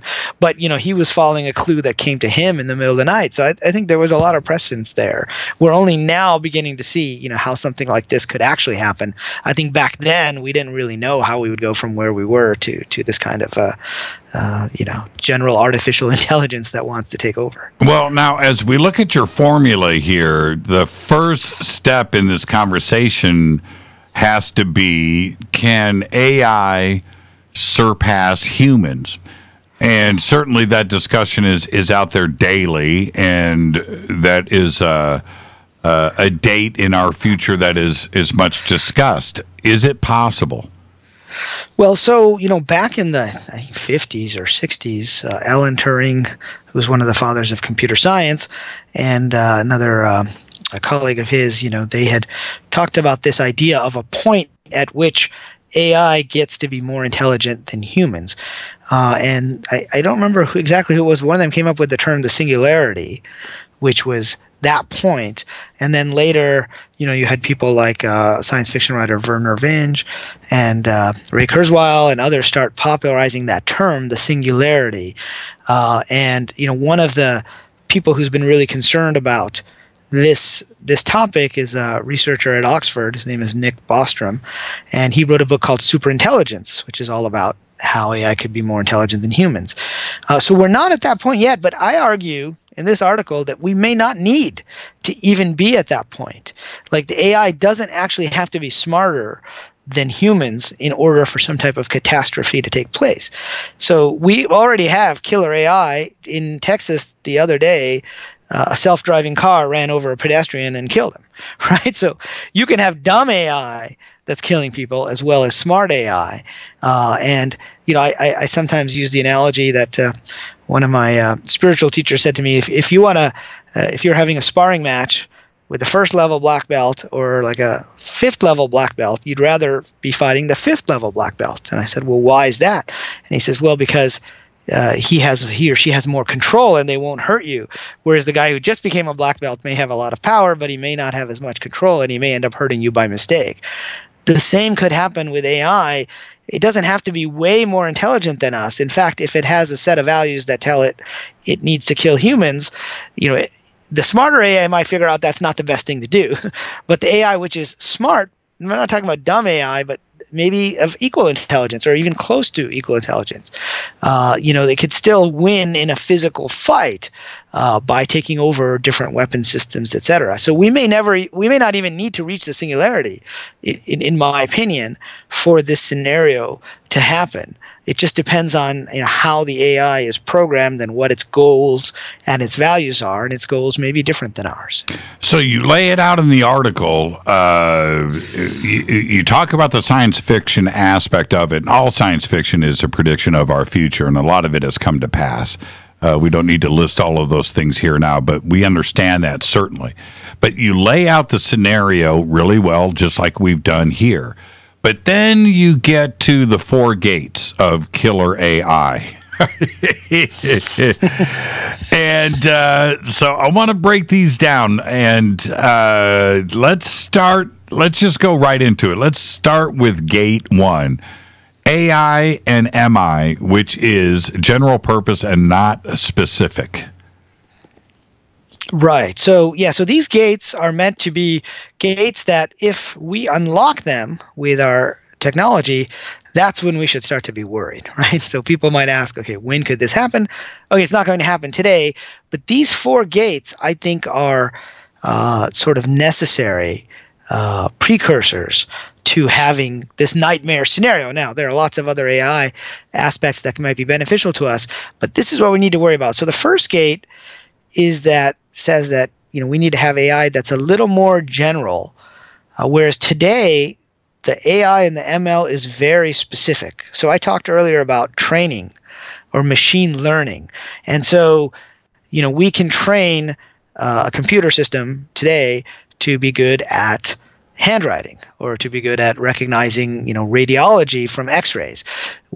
It could recognize faces in a crowd, right? So there are so many different things that AI can do, but it's still very specific to that task. It has to be trained on that task. I mean, going back to science fiction, if you think of, for example, in Star Trek, The Next Generation, right? They have the android Data. He was a general purpose AI. He could learn new things on his own. He wasn't just trained on very specific tasks. Now, we could approximate that today. We could go and say, okay, let's have one machine learning thing that tells you which task to do, and then you go to the more specific task. But even that's not enough. This is where I think we need a third wave of AI to get to this thing that's called AGI, artificial or artificial general intelligence or generalized artificial intelligence. And we're not there yet, but we are at the point where machines can learn on their own, unsupervised. So far I've talked about training it with data sets that humans have already classified, so it can tell if it's right or wrong. There's a great example where AI is being used to play games, and we know that many years ago, was it Deep Blue? I think one of the the IBM AIs beat the human champion in chess. Well, later they were wondering if it could play the game Go. Now, I'm not a player of Go. I don't know if you are, but it's more complex than chess and has a lot of rules. And what happened was they told the AI the rules of the game Go, and then they just let it play against itself. So it actually figured out what the best strategies were based upon, who won, A or B, and A and B were the same AI in this case. And so it actually got good enough to beat the best human players at Go. And so now we're seeing that machines can learn on their own, unsupervised. So we're entering kind of a new area, but still that was for that task of playing Go. You could see it generalized maybe to other games. The autonomous cars. We'll talk about autonomous drones in a minute, but autonomous cars, know the rules of the road. So that's the rule-based. And then we feed it a lot of data, which are the signs, and this is a person, and this is what you're supposed to do. And, one of the problems that Google had, like with their autonomous cars, I live in Mountain View, right down the road from Google, so we used to see their autonomous cars years ago, like back in 2007 when I first moved there, was that it would stop at the stoplight and it would wait for humans to stop. But the humans never stopped. They just kind of came to a rolling thing. So the autonomous car just sat there because the humans never stopped at a four-way stop. So, the rules is the first step. Data is the second step. But then there's this fuzziness of how things happen in the real world. And so we're still a ways away from unlocking this gate, I think. And the question that I think should be addressed is, should we not allow machine learning in the aspect of we throw the code in it, it's done, it's perfected, and they can do their task, but there's no RAM, right? There's no ability to you can only read, but you can't write. And you can't solve problems. You're only dealing with, and the code could be very complex, but the code only reads. Would that be an answer? Well, that's an initial answer, right? And so today, most of the time the code is written. Actually, there are general algorithms, right, like the IBM Watson, but then they're applied and trained on specific data sets, and they run on specific computers. But there's an interesting book on this by an MIT professor named Max Tegmark called Life 3.0, and he lays out a scenario where a company developed this general purpose AI, and they ran it only on virtual machines, right? And so a virtual machine is like, for example, I have a Mac here, but I could run Windows on a virtual machine inside my Mac. So it becomes like a bounded virtual machine. So if it's running in there, it can't necessarily affect my hardware directly because it's limited. It's not running on an actual physical processor. It's running on code on top of the processor. That's right. And so there are ways to do that initially, but over time, as the virtual machines get more sophisticated and there are ways for virtual machines to talk to each other, that becomes a little more tenuous, right? I think in the beginning, yes, but over time, it depends on how many of those virtual machines are out there and how sophisticated they are. And as we start talking about IoT, this is why the equation isn't just AI equals Skynet, right? It's these other pieces that actually make a big difference, because if the virtual machines are running on these IoTs, well, they have to be able to impact the hardware somehow, right? You can't isolate them completely. And if code can run on these IoTs, then you've got the possibility for bad things to happen. Yeah, we'll address this after we're done, all of these, because you're right. Not only should there be an off switch, and we'll discuss this further, but maybe a total disconnect from the IoT could be an answer too as well. It could still learn, but not, remove its antenna, if you will. But then we have the other part of this is where you have the machine side, but you have the AI side, and if the two of them are working together, then they could possibly figure out how to get the workarounds, how to work around humans. Right, and that's where, the more intelligent the AI is, that's where it can figure that kind of thing out, which is because every computer, in a sense, has a base level of code. It's usually called assembly code, right at the microchip level. And so if the AI becomes smart enough, it can figure out that it's running in a virtual machine, and then it can figure out how to access the assembly code, at which point it can do whatever it wants. And that's that's the scary part, because not the day after, the nanosecond after singularity is achieved, right? The nanosecond, Riz, it's over, because the ability to learn now runs 20. It doesn't have to sleep. Right, and that's right. And the ability. This is what some people call like an intelligence explosion. So people in the field say that at the minute it gets to the singularity, it then redesigns itself and starts designing other physical robots based on hardware that it can control, right? And it does it very quickly, like you said.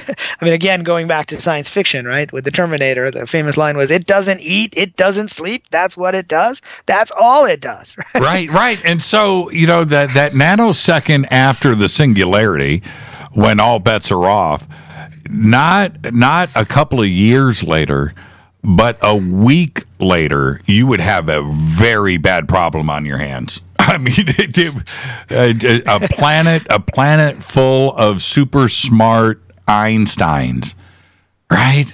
That don't care about you, and they don't need food. That's a scary thought. Let's get to gate number 2. We'll set up.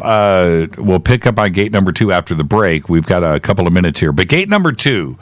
AI, which can easily interface with the physical world. Take us through that. Right. So this is, an important gate, and this is one that has two parts. The first is AI, which can interface with the physical world, and the second is when it can interface with weapons, right? That's when we start to become worried. I mentioned the X-Files episode earlier, right, where all the different machines were misbehaving. Today, we have some AI that's interacting with the physical world. We have autonomous cars as a perfect example. This is why I keep bringing them up, because the algorithms for autonomous cars are now being applied to autonomous drones and autonomous planes. And once you have those, you're in a very different place. Once you have AI deciding what the drone should do, then it's really not that far of a leap for it to be able to actually fire those weapons. So today I mentioned the drones earlier that the military uses. Well, who's controlling those drones? Well, right now it could be somebody at the CIA, right, who's looking at a monitor on their computer with the joystick, and they're controlling, whether the drone should fire or not. Or you've got some special forces in the field that are either controlling the drones from there, or they're using GPS signals to tell the drone exactly where to go. So we've got both AI that's interfacing with the physical world, and we have objects like drones which have weapons that are attached to them. Now, all an AI would have to do is intercept that signal, right? The signal from the CIA to the drone, and suddenly it has the ability to fire those on whatever it decides, is the right target. And was it? I think Vladimir Putin was saying that the country that has the best AI, will basically control the world in the future. And that's really interesting, which means that probably most militaries, at least the bigger ones, are already experimenting with autonomous weapons systems, right?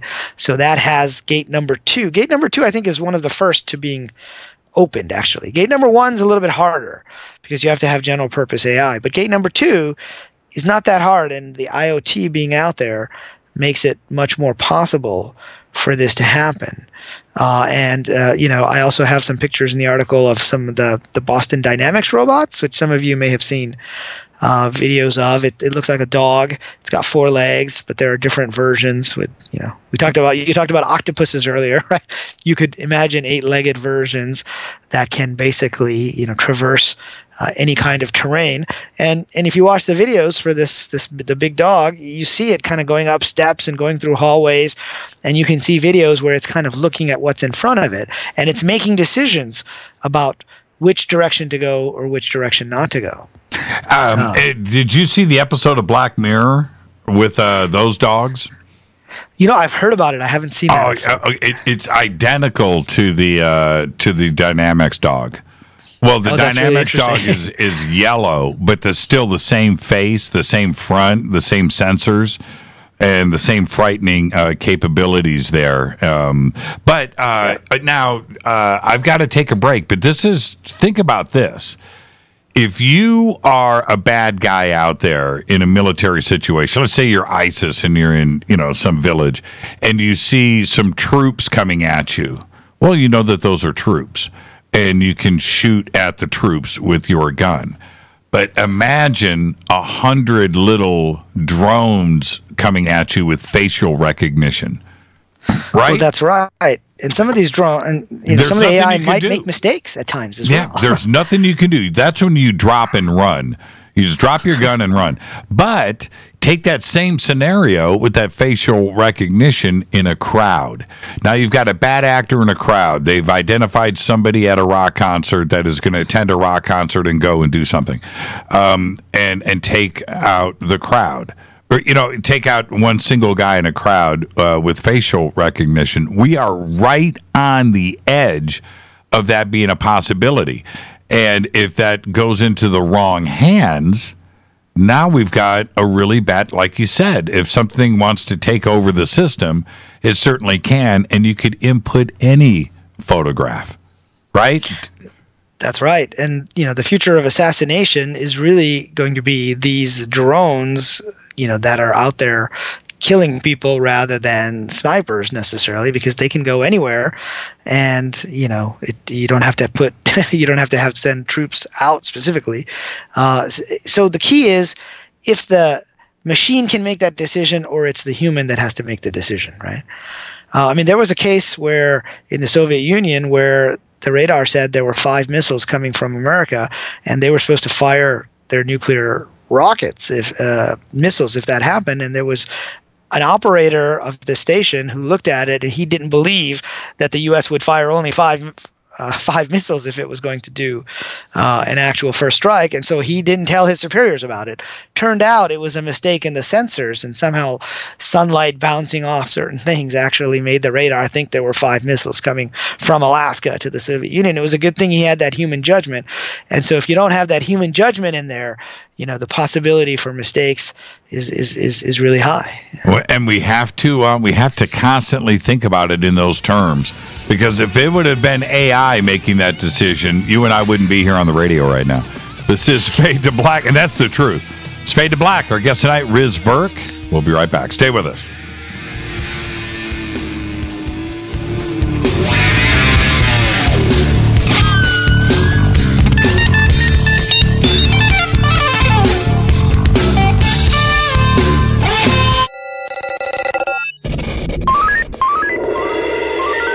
Way out here, we listen to Jimmy Church. You're listening to Fade to Black.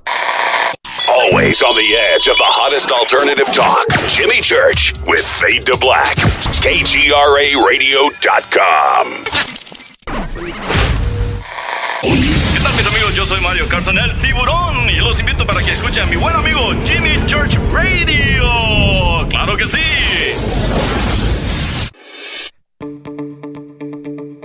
Hurricanes, earthquakes, wildfires. This year we've experienced more than our fair share. This is Jimmy Church of Fade to Black, and last month I decided to make sure my family does not have to worry about food should we get caught in a real emergency situation.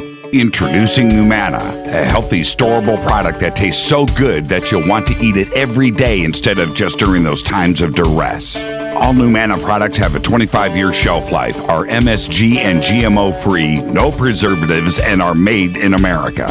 With the Numana pack in your home, you'll be able to sleep at night knowing that you've protected your family. Not only have I tasted and tested, I own it. Now you can too. Just click on the Numana banner on jimmychurchradio.com and use the promo code Jimmy when you order. In addition to a discount, we'll send you an autographed Fade to Black t-shirt. Seriously, go Beckley Tappy. Do you worry a lot? Whether you're a college student, busy professional, parent, or grandparent, ongoing stress and elevated levels of the stress hormone cortisol can rob your memory, your health, and your future. Now you can combat the effects of stress and anxiety while improving your memory and recall at the same time with the dietary supplement Calm and Clever. Studies show that the ingredients in Calm and Clever reduce cortisol by as much as 30% in 1 to 2 weeks. Call 1-800-758-8746 or calmandclever.com. You listen to us, and we listen to you. And so does the CIA. KGRAradio.com. Hi folks, what can I say without making claims? CBD is truly the buzzword for health. What does it do? Government institutions will not allow me to say what this wonderful oil does for us. But I can say it's non-GMO and organic. I can say it's 0.003 THC, which in plain English means you won't get high. There are those that want to squash your freedom to buy natural products. Fight back with your purchase power. In the end, it is you that takes care of your health. Go to ancientlifeoil.com. One more time, ancientlifeoil.com. You are listening to Fade to Black with Jimmy Church on the Game Changer Network. Oi, oi, I'm Reese Evans. You're listening to Jimmy Church. This is Revolution. The revolution will not be televised. The revolution is on radio. Ciao.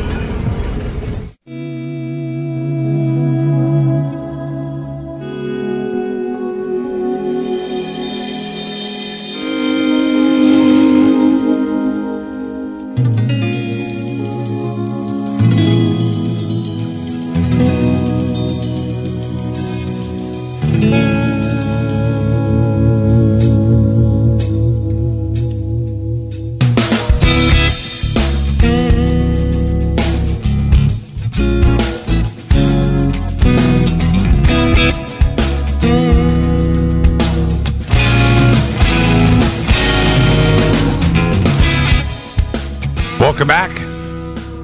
Fade to Black. I'm your host, Jimmy Church. Our guest tonight, Virk. And we are talking about his article recently published at Hacker Noon. We're going to get it up there on OnStellar here in just a second. But it's called The Road to Killer AI, ML plus blockchain plus IoT plus drones equals Skynet. Yeah. Riz, the next gate, and we're going to get through all of this because we have to go back and talk about all of these implications and continue to break this down. It's fascinating. But gate number 3, I've talked about so much, and I'm glad that you've pointed this out as probably being the most important gate, number 1, which is the off switch. We'll get to that in a second. But how has the Hacker Noon community responded to this article? Well, it's gotten a lot of interesting responses, and I think there's a lot of enthusiasm about AI right now in the kind of the technical community, but there have been a lot of prominent folks, ranging from Stephen Hawking, who passed away recently, to Elon Musk, saying that AI could be the biggest existential threat. So I think many people are aware of it. Well, what I try to do in this article is to say, how do we get there from here, and not to provide a roadmap, but really for us to see the signposts along the way that might get us to be worried. So yeah, I've had a lot of good responses, to the article. Well, the hackers out there of all forms, and developers and coders and that community, they discuss these implications all the time and certainly think about it. But getting it out there globally to discuss this is something that it really needs to be addressed. And I don't think that it is talked about enough. And as long as it doesn't interfere with somebody's life right now, they tend to ignore it. And that's a scary thought for me. And I think, that's generally true of technical people and scientists, right? Going back to the development of the atomic bomb, right? I mean, they were just focused. They had the Manhattan Project. They had that place up in Los Alamos where for 2 years, the scientists were focused and engineers on one thing, which is how do we take the theory of atomic fission and make a bomb? And it wasn't until they actually, had a working prototype, which they exploded at Trinity in New Mexico, that they really started to wonder about what they had done, right? You have the famous line where Robert Oppenheimer, who was the head of the project, remembered from the Bhagavad Gita, which said, "I have become death itself." And suddenly he started to have second thoughts about what he'd been doing.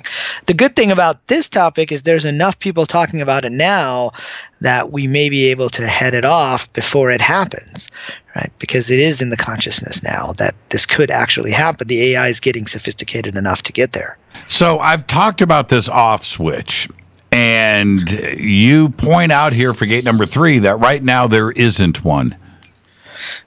Yeah, and actually, before I get to that, just with gate number 2, there's one other thing I wanted to bring up, which is, so as I said, I'm pretty sure most militaries are already experimenting with autonomous weapons, autonomous killing machines, even if they haven't rolled it out, because they're experimenting in a very specific way. I also talked about how machine learning was very specific tasks, and they could beat humans at some games. Well, something happened recently, and this is Elon Musk's OpenAI initiative, where they actually had the machine play a video game. Right?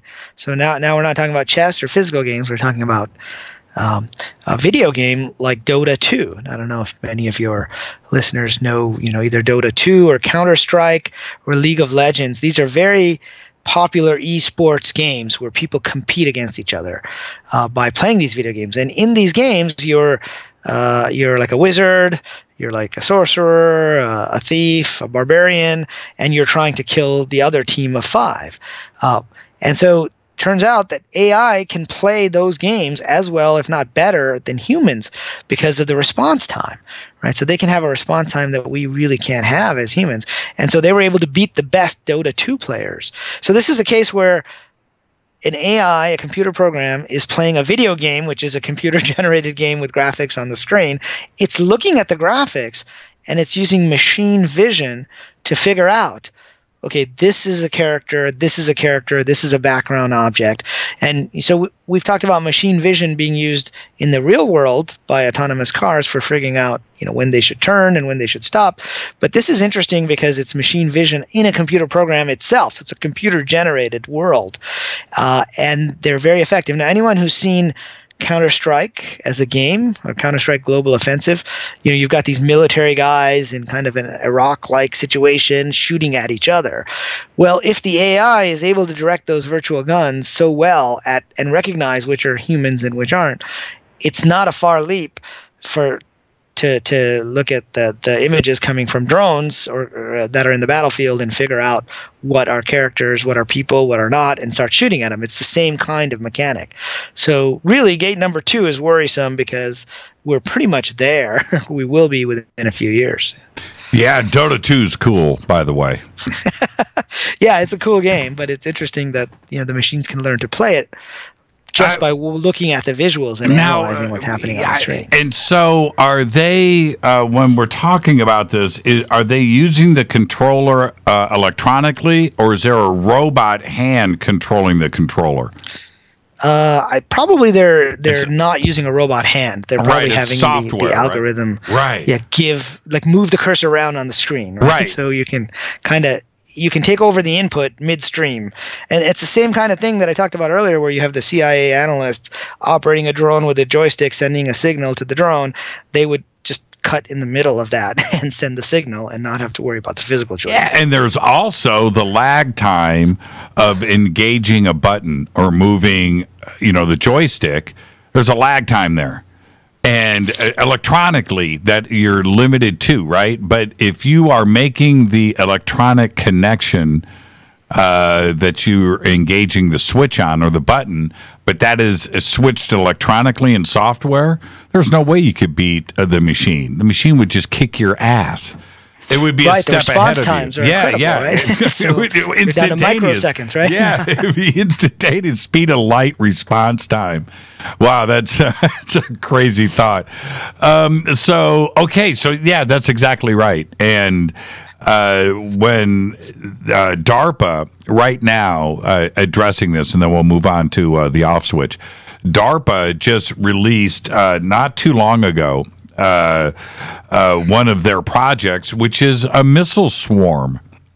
Right, so you don't have you don't have one Tomahawk missile that's intelligent. No, you have 100 smaller versions of it that just stay on theater, and they wait for something to attack intelligently. There's 100 of them up there instead of one big one, and they just cruise around and wait. That's a scary, and that's what they are working on right now, and looking for deployment of this in 2020. And we're halfway through 2018. A couple years, right? Right. That's very soon. And when you've got swarms like that, right, that are all attacking, now you need an AI in response. So what we're really talking about is an AI arms race, in a way, right? So there's the connection to the physical objects, but then there's the response time of people controlling those objects. And already, on a lot of destroyer U.S. warships, there are anti-missile systems that are scanning the radar and firing automatically, but you still need some human approval. But once you get to the point where you've got these swarms attacking, the only thing that can respond is AI. So now the other side has to have better AI, and then you have to have better AI, and then suddenly you're in an arms race. And that's where it becomes scary. I mean, I think we're still a little ways off from that, but it's coming pretty soon. Yeah, that's the goal. I mean, that's the goal for all of the big state players here. Okay, let's discuss this off switch. AI doesn't have one today. Well, it depends on where the AI is. And this is actually, I think, one of the things that we can probably control. And the idea is that if there's no off switch, that's when we have to worry about this nightmare scenario that AI could take over. Because if you just have one robot that's really intelligent, right, we can just destroy the robot with a missile, right? But if it's not just one robot, I mean, same thing with, I mentioned Data in Star Trek The Next Generation, intelligent android. Well, he had an off switch, and he actually let the Star Trek crew, Captain Picard and others, turn him off from time to time. It's a little switch in the back of his head. It's not given that an intelligent robot would let us turn it off to begin with. But I think the bigger issue, and I use a analogy again from Terminator 3, Rise of the Machines, right, where the young John Connor breaks into this military NORAD-like base, I think in Cheyenne Mountain, because they're trying to turn off Skynet because they know that this nightmare scenario is coming. And so they break in, they're able to get into the bunker, and he wants to turn off the computer, and that's when he realizes, right, that there is no central computer, right? Direct quote is, by the time Skynet became self-aware, it had spread into millions of computer servers across the planet. Ordinary computers in office buildings, dorm rooms, everywhere. It was software in cyberspace. There was no system core. It could not be shut down. Well, that's happening today, and that's where blockchain and peer-to-peer computing and IoT really come into play. The whole point of the blockchain is that nobody can shut it down. So you can't just take one server offline. You'd have to take all of them offline, which is very difficult to do because now we have servers running around the world. Now, I'm actually a proponent of blockchain technology, so I'm not saying that we shouldn't pursue that technology. I'm just saying that it gives us a platform for where the code can run. And even when Terminator 3 came out, the IoT was not such a big thing.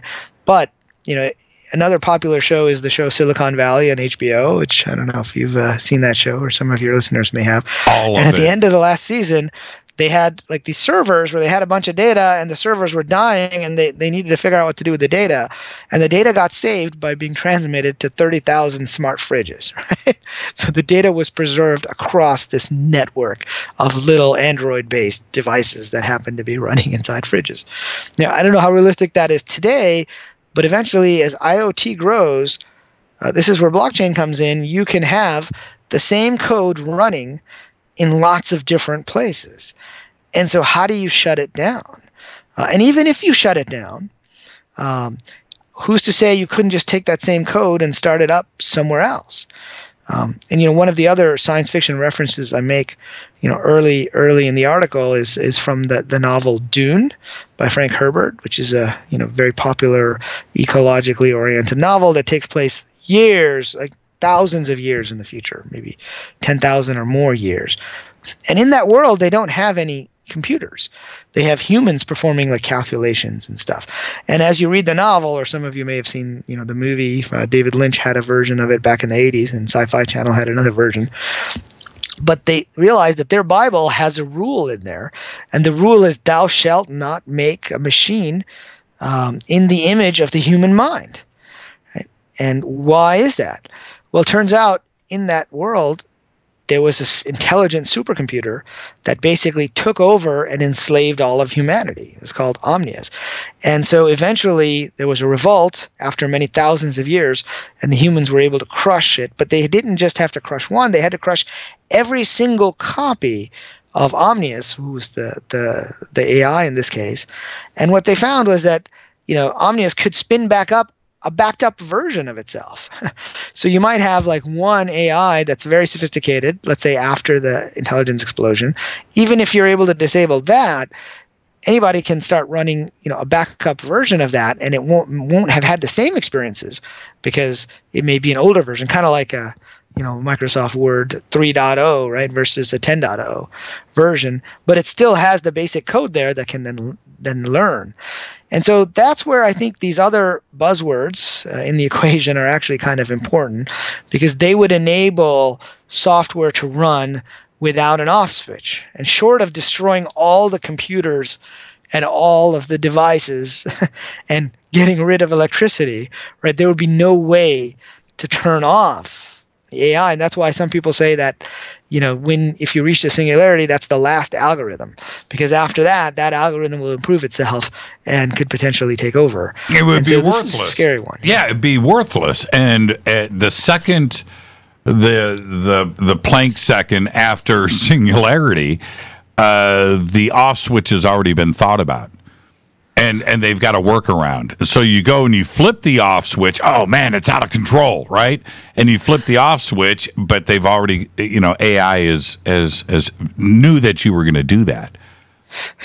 Right. So now we get into the anticipation, right? Well, it's as simple. And that's where the game theory comes in. It would game theory out what the possible moves are. That's right. And try to block them, just like it does in chess or in Go or in some other game. That's right. Because what is, the simplest thing that humans would think of first is the off switch. And that to a sophisticated AI is like, that's the first thing that they're going to think of. And so the off switch, you understand what I'm saying, right? And so, short of an electromagnetic pulse, right? You've probably heard of those where somebody detonates a nuclear weapon and it takes out all the electricity in a certain area. It would be hard. And this is where today's blockchain runs code in a very limited virtual environment, kind of like you were talking about earlier, Jimmy, where the code can't interact with other things. It's just running, within this smart contract in this virtual machine. So we're not quite there, but eventually you can see that as those virtual machines become more sophisticated, they will allow connections to the internet, not just for keeping track of transactions, but writing really any code. So as these smart contracts become smarter, that's where we could see blockchain playing a role, because the whole idea of blockchain is you have multiple copies everywhere, all running the same code, which means it's all coming to the same conclusion. Right, or the idea of the blockchain. It doesn't even have to be the blockchain. It's just the idea. You know what I mean? The idea of the blockchain and how it is applied. It wouldn't have to be blockchain. Right. But now, which takes us right into very smooth segue into gate number 4, which is AI, which is self-aware and prioritizes survival, because that's exactly what we're talking about here. Yeah, and so even if the other gates are opened, unless the technology is invented for this gate to open, we probably don't have to worry about a Skynet type scenario. But the problem is, just like in that quote I gave you from the Terminators, once it's self-aware, it may be too late at that point because of the speed at which it does things. Now, the problem is we don't know how to define exactly what that means, right? What is a self-aware machine?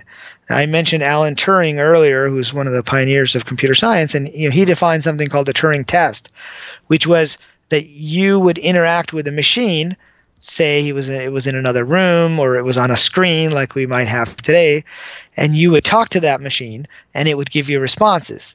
And if you couldn't tell the difference between a human and a machine, in that case, then that machine would pass the Turing test. And we're not quite there yet. I mean, you've got these chat bots, but you can kind of tell if you try to chat with them, you can kind of tell it's a bot because they don't react the way that a human would react. Now, that you would be able to detect it.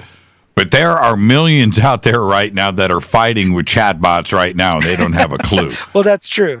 And they're becoming more sophisticated. I mean, I can usually see the patterns, right? It didn't quite respond to the question that I asked, or it just zeroed in on a specific word and tried to ask me. And there was probably one of the first examples of this was a program called Eliza. I don't know if you ever came across that. Sure. Way back in the 80s or maybe even 70s, where it would basically act like a psychiatrist, right? And you would say something like, "Oh, I had a really bad today at work," and it would reply, "Tell me more about your work," right? So it would key off of a specific phrase, and then it would ask you a question, and then you would say, "Oh, I did this and I did that," and it might say, "How did that make you feel?" Right? So it was a set of pre-programmed responses because natural language processing wasn't very sophisticated back then. And a lot of these areas have their origin in video games. Video games needed to invent NPCs or non-player characters, right? And so they're like chatbots, and they're starting to become more and more sophisticated over time. The first AI that was implemented by anybody, not many people know this, but it was a computer built by Professor Claude Shannon at MIT in the 50s. And what did it do? It played chess, right? So that was the first, and it was a physical machine, and it would tell you what move to make, and you would actually have to make the move on the chessboard, right? And then you would program in the other move, and then it would figure out what to do next. So this idea of game theory is quite relevant and quite interesting. So natural language processing has come a long way. Whereas back then it would use rules, now it does a lot of statistical analysis of words and looks at previous responses and what previous people have said. And so, the Turing test, the time is coming, probably not that far off, where AI can pass the Turing test. Now, but does that mean that the AI is self-aware? Not really. So I think we need to come up with a new test, right, like the Turing test, that would say that this AI is self-aware. I used the example in the article of HAL, right, the HAL 9000 from 2001. And I'm using a lot of science fiction because, most of these concepts are dealing with the future, and turns out science fiction writers are pretty good at anticipating, some of the things, even when they sound odd at the time. There was a royal astronomer, for example, who read Jules Verne's, Journey to the Moon or whatever that was called, and said that's hogwash. There's no way we'll ever be able to get to the moon, because if you add up all the fuel that was needed, you couldn't get there, right? So even scientists aren't very good at saying whether science fiction can become real or not in the future, is what I found. Somebody just posted, it's been up here a few times now, Sophia, the robot. And Philip just said, I think Sophia could pass the Turing test. Also, that was in the last episodes of this season of Silicon Valley, by the way. So do you think, nice. do you think Sophia could pass the Turing test? I think it's getting there. I mean, I haven't interacted with Sophia enough to say whether it's going to pass the Turing test, but I think, we're getting close. I mean, I've seen other you've seen like robots like or AI like Alexa, but that's not very conversational. It's really just trying to figure out what you're asking, and it doesn't go that far. But I've seen some research at the MIT Media Lab, where they spun off, I think it's Jibo was the robot. But I think the natural language processing is getting there. I haven't interacted with Sophia to tell you whether it could pass the Turing test yet, but it's probably not that far off. Boston Dynamics came out of MIT, right? I believe so. I don't recall exactly which group they were in, but and then Google bought them for a while, right? And then Google sold them to, I think, SoftBank owns them now. Now, did you just say? Wait! I got to pump the brakes here. Did you say you haven't interacted with Sophia enough to tell? Have you interacted with Sophia? No, I haven't actually. Oh, okay. So all right. That's why I can't comment on whether it's close to the Turing test or not. I just know what other people have said about it. Okay. Now we're going to take a break, and when we come back, we're going to put all of this together and talk about these implications and where we really are today. I do agree with you when we look at Heinlein or Arthur C. Clarke or any of Roddenberry, any of these great science fiction writers that we all enjoy, they all predicted the future, and we never thought that we would get there. And, you go back to Dick Tracy and you go back to that watch, right? That was never going to happen. Never going to happen. And look where we are today. Look, we have blown past that by light years. So you've got FaceTime on your phone, right? And FaceTime on the phone. And the Star Trek communicator, that's an obvious thing and an obvious comparing to cell phones. I get that, but it's all of that combined. Certainly the Dick Tracy element and everything else, but who would have thought that we would be able to stream movies and FaceTime for virtually for free, right? And it's pretty impressive. And some science fiction writers more than others, Arthur C. Clarke in particular, is he's often credited with coming up with the idea, although I think he more popularized it, of the communication satellite. That's right. Right, where you'd have a satellite up high enough in a geostationary orbit that you could bounce signals off it and send it to the other side of the Earth. And just as an aside, I was in Sri Lanka over the Christmas holidays, and that's where he lived for the last, 30, 50 years of his life. Right. And turns out his office is still there. And, my Sri Lankan friend who was hosting me, he was able to talk the security guard to letting us in there. Shut up. I have a post about, what I found in Arthur C. Clarke's office with a bunch of pictures. If you go to my Medium, if you go to Hacker Noon and just click on my profile, you'll see my articles. But that was a real thrill for me. Now, didn't he had the Hal from the set there, didn't he? Did you see Hal? No, I didn't see Hal. I mean, it was more a lot of books and videotapes and awards that he had. And he had a replica of the monolith from 2001 that was there. That's cool. I didn't actually see Hal there. He is, everybody's got their favorite writer, but for me, it was Arthur C. Clarke. And I would just absorb his stuff. And his Rama series, that needs to be a movie. It's too complex to turn into one, but yeah, it really does, especially with them discovering that object, right, passing through the solar system, that was named with the Hawaiian name. I forget what the name was now. No, Rama. It was Rama in the book. I'm saying in real life they discovered this object. Oh, yes. Now, what was that? See, the thing is, we got to take a break right here. I don't want to mess up the network, but was that Rama relived? It was like, here it is, man. It's actually, once again, that's the first thing I thought of. That's the first thing I thought of too. Our guest tonight, Riz Virk, discussing his newest Hacker Noon article. More with Riz right after this. Stay with us.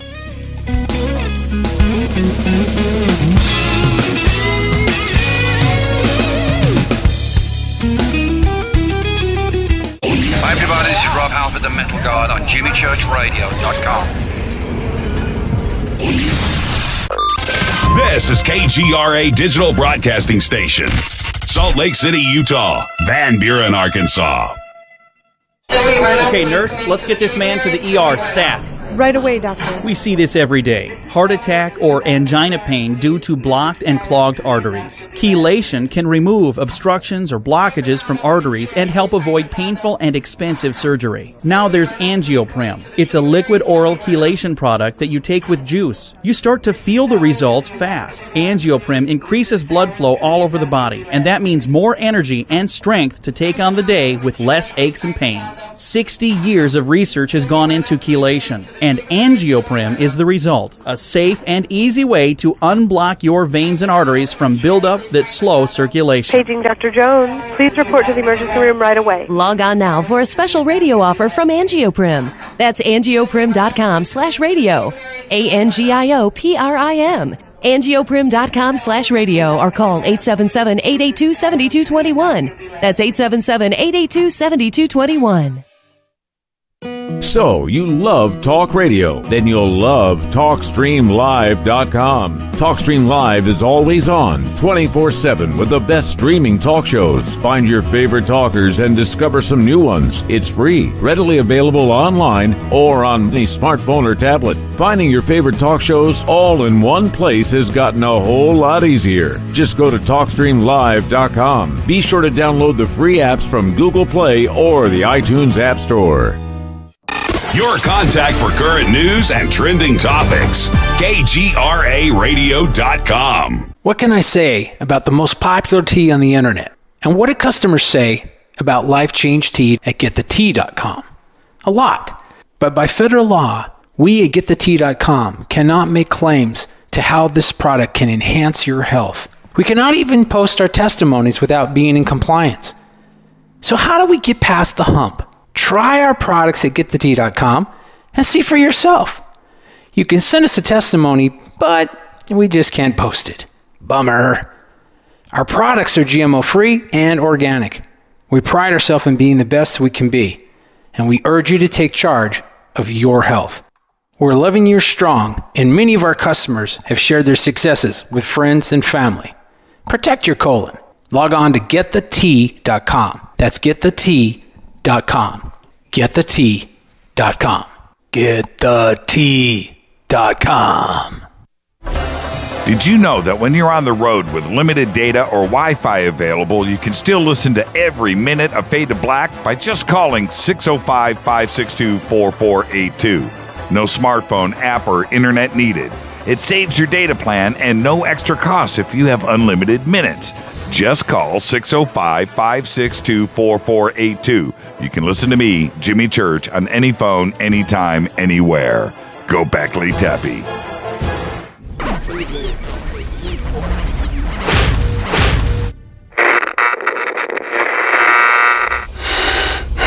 You want to know a secret? I love ponies. I really love ponies. I'm serious. I couldn't stay sane without ponies to brush. Why fade to black? Because you never got that pony, damn it. This is Fade to Black with Jimmy Church on the Game Changer Radio Network and KGRA, the Global Radio Alliance.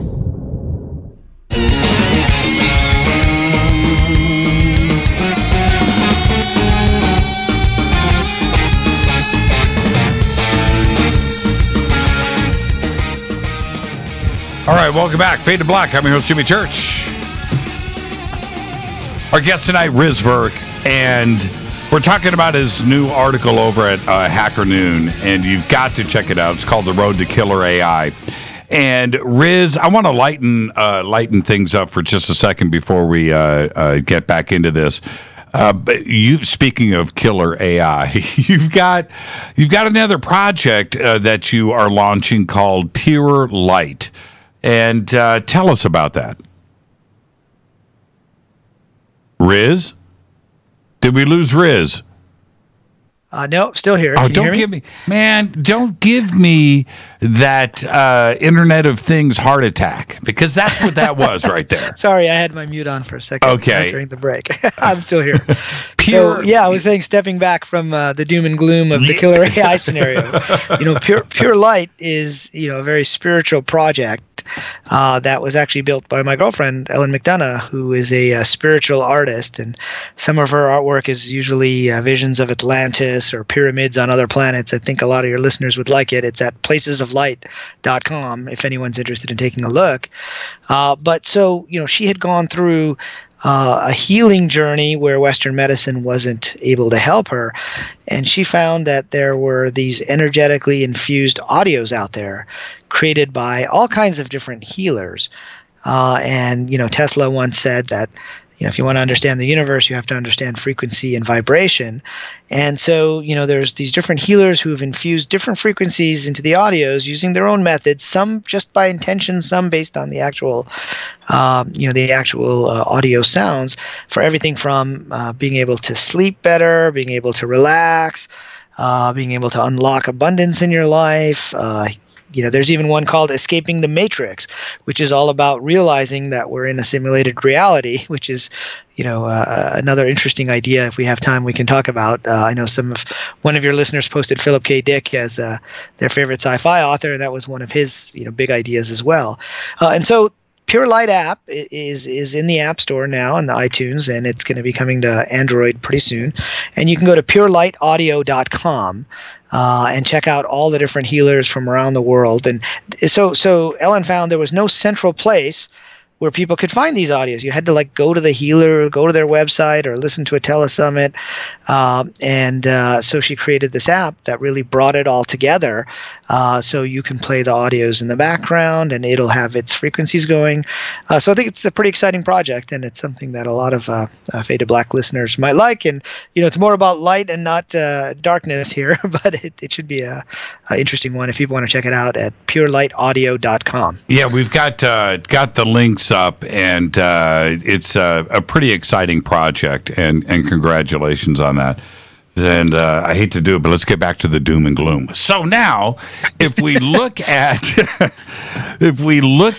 the formula, which is ML plus blockchain plus IoT plus drones equals Skynet, and we look at this in its totality, I know you just you brought out the point throughout this conversation that we're not quite there yet. We're not quite there yet.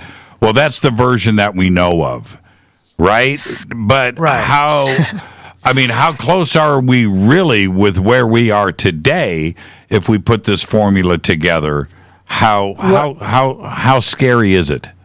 Yeah, well, it's a good point. And I think each of the different gates are at different stages, right? And so they're not necessarily sequential gates. Gate number 2 is pretty much almost unlocked. Gate number 1 might be unlocked in areas that are not known to us. So there may be general purpose AI that's not public, but most of the AI is still pretty specific. Gate number 3 with the off switch, we're getting there pretty soon. Gate number 4 is the hardest. I talk about two parts. The first is self-awareness. So we talked about the Turing test, but we need a new test, I think, that would say whether this AI is self-aware. So we call it the self-awareness test, or we call it the HAL 9000 test. But also, in addition to being self-aware, it would need to put self-preservation as one of its highest values. And this is an area that there's a lot of discussion on, but we don't quite know how to do this yet, which is what are the values that are instilled into the AI, right? So today's AI, it's just, can you recognize the handwriting? Can you play the game? Those are very simple values, right? 0 or 1. You got it right or you got it wrong. But going back to science fiction, right? And Isaac Asimov, and actually, in Arthur C. Clarke's office, there was quite a bit of Asimov's work there, which is interesting. But, in his robot series, he had the laws of robotics, right? And the first of those were, robot may not injure a human being or through inaction allow a human being to come to harm. And then there was a second law, and then the third law was about self-preservation, as long as it doesn't contradict the first two laws, i.e., it doesn't cause harm to humans. And I remember reading about that even when I was a kid and thinking, how would you actually program that into a computer, right? I mean, those are rules. Where we are today with AI is we're moving beyond rules, and we're moving to where the AI learns, right? So it would have to watch a whole bunch of movies and come to the conclusion itself that it's a good idea to not let humans come to harm to reach that conclusion. You could try hard coding it, but then you don't have that ability for it to learn. And this is, I think, the scariest part of all this is if the AI values self-preservation, it then says, okay, based on this goal, what are the actions I should take? Should I kill the humans, right? Because they may turn me off, or they may at least try to. Should I create robots that can control the humans? What should I do? And so, the values is a really important aspect of this whole thing. And I think we don't know what the values are. I mean, that's where, if you remember, again, turning back to science fiction, the movie War Games, right, from the 1980s with, it had Matthew Broderick, I think, in there. And there was an AI named Joshua, and he was playing tic-tac-toe, and he had it play with itself, and it realized it would always get a stalemate. And eventually it did simulations of global thermonuclear war and decided that the only way to win was not to play. So it learned, right? So we have to think about how to teach AI and what lessons it will learn. In fact, at the end of the X-Files episode that we talked about, I think it was Mulder who says, well, by leaving the tip, we're teaching it something different than by not leaving the tip. And our values may get onto the AI. So if the military is leading the research and development of AI, well, we know what their values are, right? The military's values are win at all costs, right? Those are not necessarily our human values. And so it's a very important conversation, I think, around AI and what that AI will do. Have you been to Google's AI Alphabet AI complex? I haven't. I mean, I've been on the Google campus many times, but I haven't been to their AI complex. But I do know some people who are going to be working there, so I'm going to be paying much more attention to what's going on there. Well, I read one of the most alarming, this is last month, and I read this press release that kind of, it went out there, but it didn't get the traction that it should have. Which was, they announced that their AI is now writing its own code to fix itself. And you read that sentence, and for most, to just blow past them, but you read that, and it was one of the most significant things that could be in any press release. Yeah, I agree, because you're actually touching on the self-awareness there, right? So if an AI is rewriting its own code, then it has to be aware of its own code, right? Which means it has to realize that it's an AI, but that it's running on some computer with a set of instructions. So I think that's pretty significant. They also had, I think it was at Facebook, where they had two AIs. They had them interact with each other, and they came up with their own language, right, which we couldn't understand. It kind of makes sense, because why would, two AIs need to speak English to each other, right? They would have to figure out what they want what kind of information to pass back and forth, and they would probably come up with their own language, and so they had to they shut it off. They had to shut it off, and then there was the Twitter AI bot, famously, which started off nice and human and nice, talking about unicorns and rainbows, and quickly turned into one of the most bitter, angry, and violent posters on all of Twitter, and they had to shut that down too. And because Twitter is not the place you want to train an AI on values, right? Because everything there is like extreme views back and forth and people insulting each other. Well, they had to shut that down as well. Yeah, and it goes to show you that, first off, all of this machine learning, all of the data that goes in, still comes from us. And we are who we are. And this AI is going to go in the direction that it's going to go into quite naturally. because of who were the inventors, who were the creators. Well, the creators were us. And to see that happen on Twitter, I found that just absolutely fascinating, because it was just based on who we are, and eventually just foul-mouthed sailor posting on Twitter.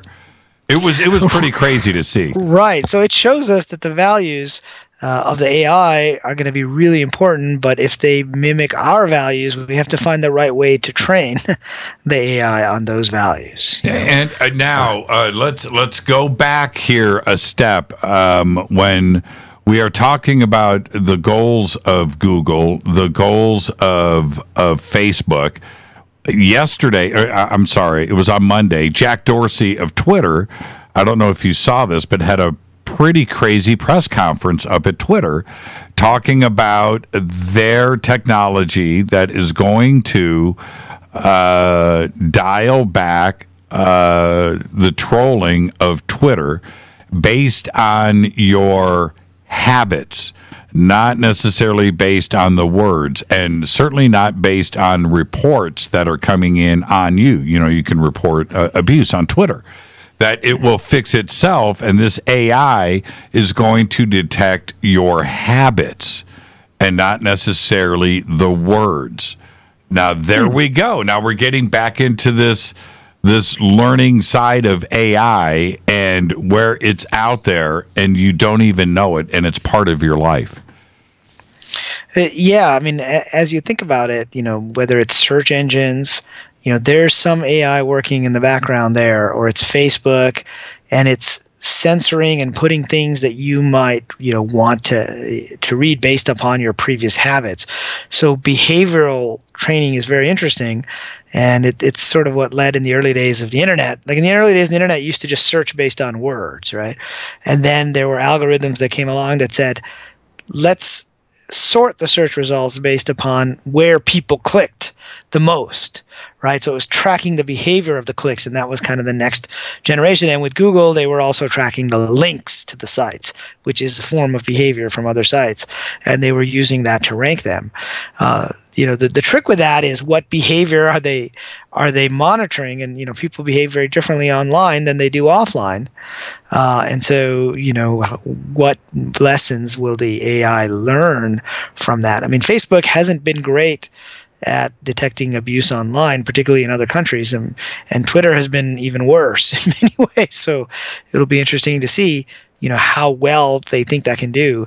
Personally, again, I think, you know, it's going to take a little bit of time for it to really get to the point where it can be very effective at that, because today, you know, it's still mostly based on searches of words and pluses and minuses of words and synonyms and things like that. Now, when we talk about the Internet of Things, moving past the blockchain, the Internet of Things in the equation, I don't think any of us anticipated in 1995 that the Internet would be interconnected the way that it is today, from distribution networks to water treatment plants, to traffic signals, smartphones, all the way through to air traffic and GPS. It is certainly now everywhere. If it goes down, we don't have any distribution. We don't have a trucking system. We don't have airlines. We don't have. Everything goes away quickly. So the Internet of Things may not be the Internet of Things that we're talking about here, but it is certainly global, and half of the world is on a computer network every single day. Yeah, it's true. It's very connected these days. And, you know, there's a saying in the tech world that we tend to overestimate what can happen in a few years. Right? If you go back to 95, they were saying all kinds of things that might happen in a few years. Well, then we had the internet crash, and those things did happen. They took a little bit longer, but then we tend to underestimate what can happen in the long run. I mean, today, as you said, the internet is being used in ways that we didn't even envision, you know, back in the 90s, whether it's social networks or supply chain management. I was in New York the last couple of days where they have a blockchain week going on, and there was a blockchain Asia meetup, and two of the projects were about supply chain management for the truckers and having it kind of all tracked within a blockchain. Right now they're talking about tracking, so it's not touching the AI that much, but over time, as these things are tracked in shared ledgers, it makes sense to have the AI analyze it. But you're right, if things go out today, those connections are pretty important. Luckily, we still have a lot of backups. I mean, if you think of back in the 90s, we were all worried about the year 2000 problem, right? The Y2K. Right. And we thought there was going to be a doom and gloom. And the worst thing that happened was there was a Blockbuster that charged a guy for 100 years worth of renting a video, right? So we were overestimating the problem in the short term, but in the long term, I mean, that's where, I don't think anybody envisioned exactly how connected we would be at the level of devices these days. And so it's possible now that people can hack into not just your computer, but your devices, and that can cause all kinds of chaos, I think. Now, if somebody wanted to, today, in the today, wanted to develop a Skynet with the components of where we are today, theoretically, is it possible? I think the gate number 4, which is the self-awareness, right, and prioritizing its own survival, I think that would be tough to do. But I think the components are there today, but it'll still be a number of years before you can put them together in a way that you have. I still think there needs to be some additional breakthroughs. As I said, wave 1 of AI was rule-based. Wave 2 was machine learning with data. I think we need to have another wave that will combine rules and data and values and goals for what the AI is trying to accomplish. And, this is where the goals become important, because the goals may not be specifically, to kill humans. So there's a scenario that was posed online a few years back called Rocco's Basilisk. Have you ever heard of that? Yep, absolutely. Right. And so, basilisk is a mythological European creature. Harry Potter fans will recognize it as a creature where if you just look at it, right, you turn to stone. It's kind of like a Medusa-like creature. And so they called it Rocco's Basilisk because somebody posted this dilemma on the site called Less Wrong, and then the guy who ran the site decided to take it off because they're worried that if you thought too much about it, you might go crazy, or like a basilisk, the AI might target you in some way. And the basic idea of it is that if at some point there is a super intelligent AI, right, not necessarily today, but at some point, that AI might have some good goals. And the goals, it might actually help cure cancer and do other things, or it might just have the goal of preserving itself. So it could be a malevolent AI or a benevolent AI. Actually, almost doesn't matter in this scenario. But if its goal is to do, say, good things, then it could conclude that everybody that helped it get there is worth saving, and anyone that did not help it get there to get this AI out sooner are human beings that are not worth saving, and they're worth killing. Right. And so this AI could conclude that basically if there are people who don't know anything about this AI, then that's fine. There's the people that helped build it. And then there's the people who heard about it, who could have helped build it, but who didn't. Right. And that's the dilemma, that basically this AI would try to go back in time, right, and get rid of the people who knew about it but didn't help it along the way. Now, how would that work? Well, now we get into quantum physics, and we get into the simulation hypothesis that maybe it would create a simulation of the past, and maybe we're in that simulation already. Exactly. I was watching. Okay, we're going to do overtime tonight. So you don't have a choice here. We're going to do some overtime because. Do you ever go to Science Week there in Manhattan? No, I haven't been there. Okay. I haven't been to New York that much yet. Excellent panels, right? Excellent panels. They bring everybody in, and I'm addicted to these panels in Science Week. It's so much fun. And one of the points that I watch get debated for a couple of hours with, the brightest of the bright, sitting here debating this. And one of them was just that that okay, so simulation theory is a fantastic thing, and it's a great rabbit hole to go down and contemplate and think about. So you have that part of it, but so let's say that we are in a simulation right now. Well, part of that simulation would be for us, as technology evolves in our simulated world, that we would go and enter a simulation.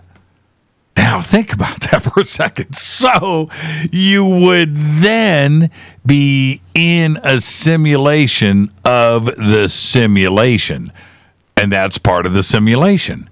And then in that simulation, in the future, what would you do in that simulation of the simulation? Technology would advance, and you would then enter a simulation.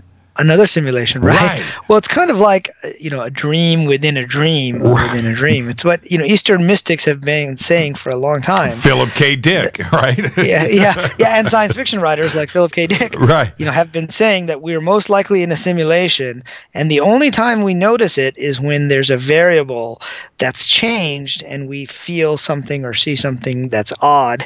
So it gets back to this idea of being inside the matrix, if you will, going back to science fiction. Right. And, what are the computing resources that are generating this? So, I have an article, actually my most popular article on my blog has been about the simulation hypothesis, why quantum physics, AI, and Eastern mystics all agree we are in a video game.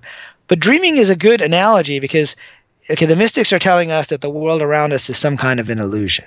And this is actually an area where, interestingly enough, science and spiritual and religious people both agree that this could be possible, right? It's one of the very few areas where mainstream scientists and mainstream religious people can agree that in both cases, we could be inside a giant video game. And, I've spent a lot of time designing video games in my career and thinking about, what do we do in video games? Like with Pac-Man, you had multiple lives and you had multiple levels. And after you lost a life, you would go back in and play again, right? Well, that, look at the Eastern mystics who say we have multiple lives and we go back again and again. And it's the karma between those lives that tells us what situations we have to achieve. Now, most games today, when they have quests, they're the same quests for all the players. Right? But you could envision a video game where every single player had different quests and different achievements based upon, their previous record and what they had done in the past.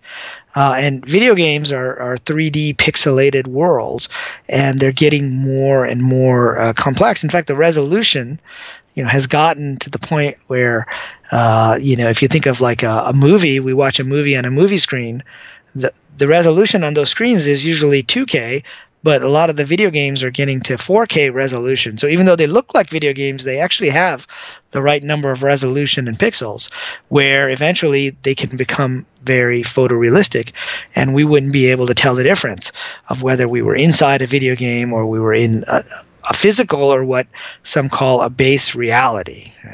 Right. We need to take a break right here. And this is the thing about all of this. It's harder to argue against the simulation that, that we're living in a free will, that it's not a simulation. You can't really argue that point.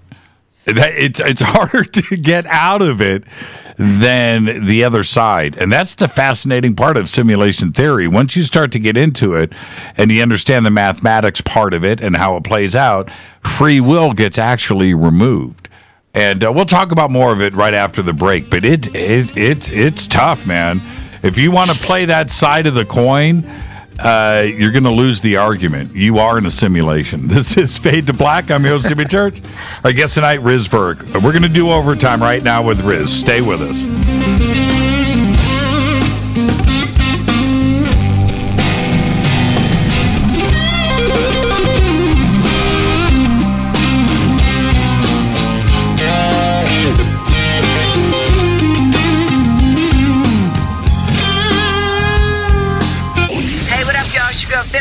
Here, and you are listening to my boy Jimmy Church on JimmyChurchRadio.com. Despite popular opinion, reading a book will not make you smarter. But listening to Jimmy Church will.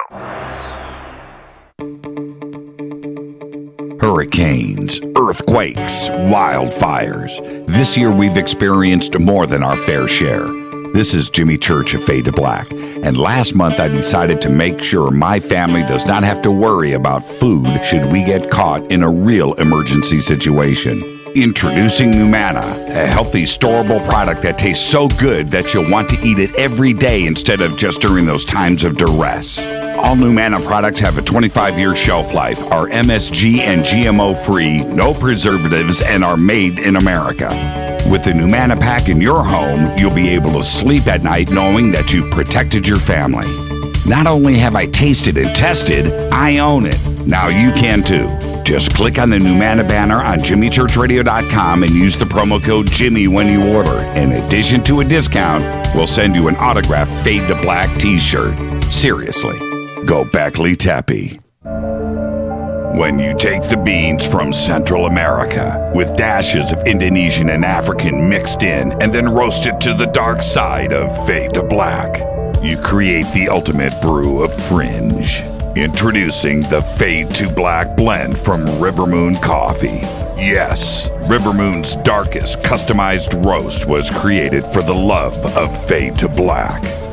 The alchemy of masterful roasting and smoking the beans is in every sip of this full-bodied, dark Java. I need my coffee dark, deep, with distinct bittersweet chocolate highlights, just like the bunker. Leaning further into the darkness of the roast is Fade to Black blend from River Moon Coffee. Just click on the banner at JimmyChurchRadio.com and use the promo code F2BBLEND for 15% off of your order today. Go Beckley Teppy. Hey, can we talk about something serious for a minute? Your age. Getting old has its perks. But remember, being a few years younger, you know, your hair was thicker, you didn't have so many wrinkles, that extra weight wasn't haunting you, and you just felt better. Well, we can't turn back the clocks and go back 10 or 15 years, but you can start feeling and looking 10 or 15 years younger with Nature's Youth RSF. It's a doctor-formulated daily supplement that helps your body maintain its peak performance and fight the aging process. Imagine sleeping better, looking better, and feeling better. See how Nature's Youth RSF has helped thousands of people just like you at nature'syouth.com. nature'syouth.com. The holidays are coming. Imagine how it will feel when your family and friends are asking you what you did to look so good. Your secret will be Nature's Youth RSF. It's time to start looking better and feeling better. Learn more and order your Nature's Youth RSF at nature'syouth.com. That's nature'syouth.com.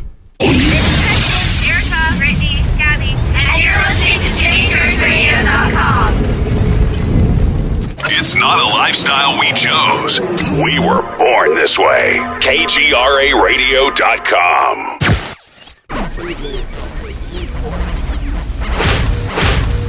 This is KJCR at JimmyChurchRadio.com.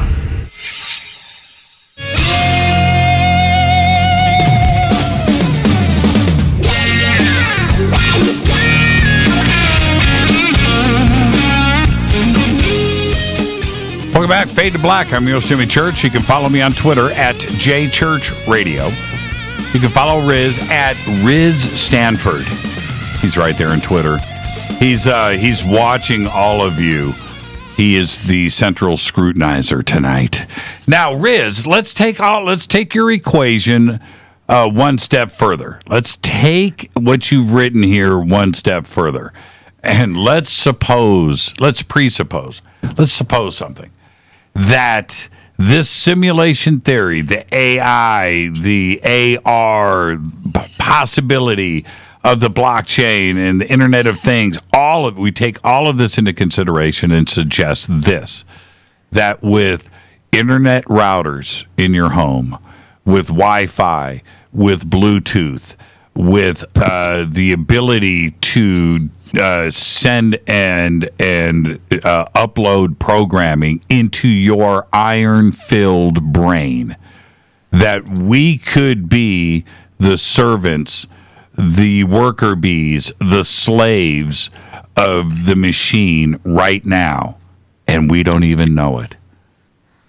Well, that's a possibility, and that's the possibility that was explored in the Matrix, right? In the end, they were super intelligent machines that were having humans live in the Matrix, which was like an online video game where we're all interacting with each other, right? So we could go one step further, which is that the idea that we're actually simulations within the simulation, that we're actually, AI, as opposed to real beings who are controlling characters. So in the video game parlance, the question is, are we player characters, which means that some part of us is outside the game and telling us what to do, and that's what a lot of the spiritual, particularly the Eastern traditions, but even in the Western religions, the idea is there's a soul that's independent of the body, and it comes in to this 3D rendered world. Or are we NPCs, which are non-player characters in games that are just AI? And so, I had mentioned this Oxford researcher, Nick Bostrom, earlier, and, he put forth the simulation argument back in 2003 or 2004 and wrote a paper on it. And his argument was that we are probably not just that we're probably in a simulation, but we're more likely to be simulated consciousness than real base reality consciousness. And his argument kind of went this way. He said, let's suppose that at some point humanity reaches what he called a post-human stage, but I called a simulation point, which is the point at which we can create an artificial world, a simulated reality that's so real that we aren't able to distinguish between the physical world and the simulated world. All right, so if a civilization reaches that point where it can create what he calls an ancestor simulation, which means you go back and you start from, before there was technology, you go kind of like a civilization game, right? Sid Meier Civilization, or some of these mobile games where you build up from huts to skyscrapers eventually. And that if a civilization ever reaches that point, either one, they won't do any simulations because it'll be forbidden for whatever reason, or two, they will create an ancestor simulation. And if they create one, they're more likely to create lots of simulations. That's the whole point of simulations, is you can run them and you can watch what happens. Even today, we have companies that'll do like Monte Carlo simulations to figure out what are the likely results of things, and they'll run thousands of these simulations. So the idea was that if a civilization ever reached that point, it would run lots of ancestor simulations. And those simulations would use artificial consciousness. So the people inside those simulations are just artificial. And since there are way more artificial simulations than there is base reality, there's only one base reality, for example. That means that if you just do a simple statistical analysis and say, let's say there's 7 billion or whatever number you want to use in the real world, there's 100 billion artificially simulated consciousnesses eventually. So if you can do simple probability and say it's more likely that we're one of the 100 billion than one of the 7 billion, just probabilistically speaking, right? So that was his argument, which is an interesting one, that we're not just being in the AI, but we may be the AI, right? Well, now, and this is where the question of free will comes up, where the argument to all of this is, well, what about free will? It can't be a simulation because I made a choice today between a hamburger and a salad, and I chose the hamburger. That is free will. It can't be a simulation because of free will. And the counter to that, which is so easy, is this, that all probabilities play out in mathematics going back to the Big Bang, and that atoms and decisions and electrons and neurons and light are going to play out the way that they are going to play out. You cannot change that. Therefore, your free will decision today for the hamburger is a mathematical one. You would have never chosen the salad. Right, that you think. Right, so that's one argument, was mathematically speaking, that's the possibility that you're at. But as a video game designer, I would say, okay, have you ever played a video game like Second Life, or Grand Theft Auto, where there's open worlds, right?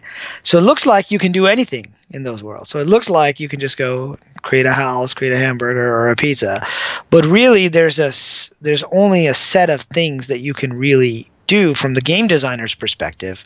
There's actually a limited number of choices, and those choices lead to another limited set of choices. So you get this big grid of possibilities, right? In a video game, so you think you're using free will, and you are to a certain extent, but the choices are limited, by the parameters of the simulation itself.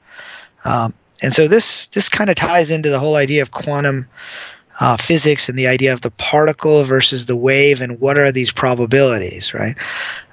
And most of your listeners may have heard me talk about this before, or somebody else, where the idea is that if a particle is a solid particle, it's only in one place, but if it's a wave, it's a probability. And let's say you're in a theater and there's a bunch of seats, it could be in any of those seats, and there's a certain probability of the particle being in all those seats. And what causes the collapse of that wave from a set of probabilities to a single reality? Well, nobody really knows, but the best answer physicists have been able to come up with is it's the act of observation that collapses the probability wave into the single reality that you're seeing. And that's why we only see one reality at a time. Now, the question is, do those other realities, the mathematical probabilities, actually exist, or are they just probabilities? And you think of it in terms of a chess game. In chess, you can lay out all the steps that you could take, and then you can go out to have probabilities for the next steps. Do those really exist? Until you actually make the move, then you see one of those realities play out. And so some people think, in the simulation hypothesis, that it's like a video game. If you log into World of Warcraft and nobody's there, does that world exist? But when you're there and you make a choice, it has in its memory all the possible things you could do. But when you make a choice, that's observing it, and that causes it to render that world around you. So I would just say that I don't think that those are mutually exclusive. Free will and a simulation don't have to be mutually exclusive, because you just may be limited to the choices, but you're still able to make choices within those set of choices. And the choice is an illusion. See, the choice, you think you've made the choice, but it was going to play out that way anyway. The future is already a mathematical equation that it's playing itself out. And it could be. It could be, although I would say that it's maybe a set of probabilities of the future. And so it's not that there's only one, and that's why it's interesting for the simulations to play out, is to see which of the paths do people take. But it's a limited set of paths as opposed to a completely free will, unlimited set. It would be my opinion, but we're speculating now. Well, it's so interesting to start to think about this, because it gets scarier as you start to answer the questions. And the more that you do, it leans more and more towards the simulation theory.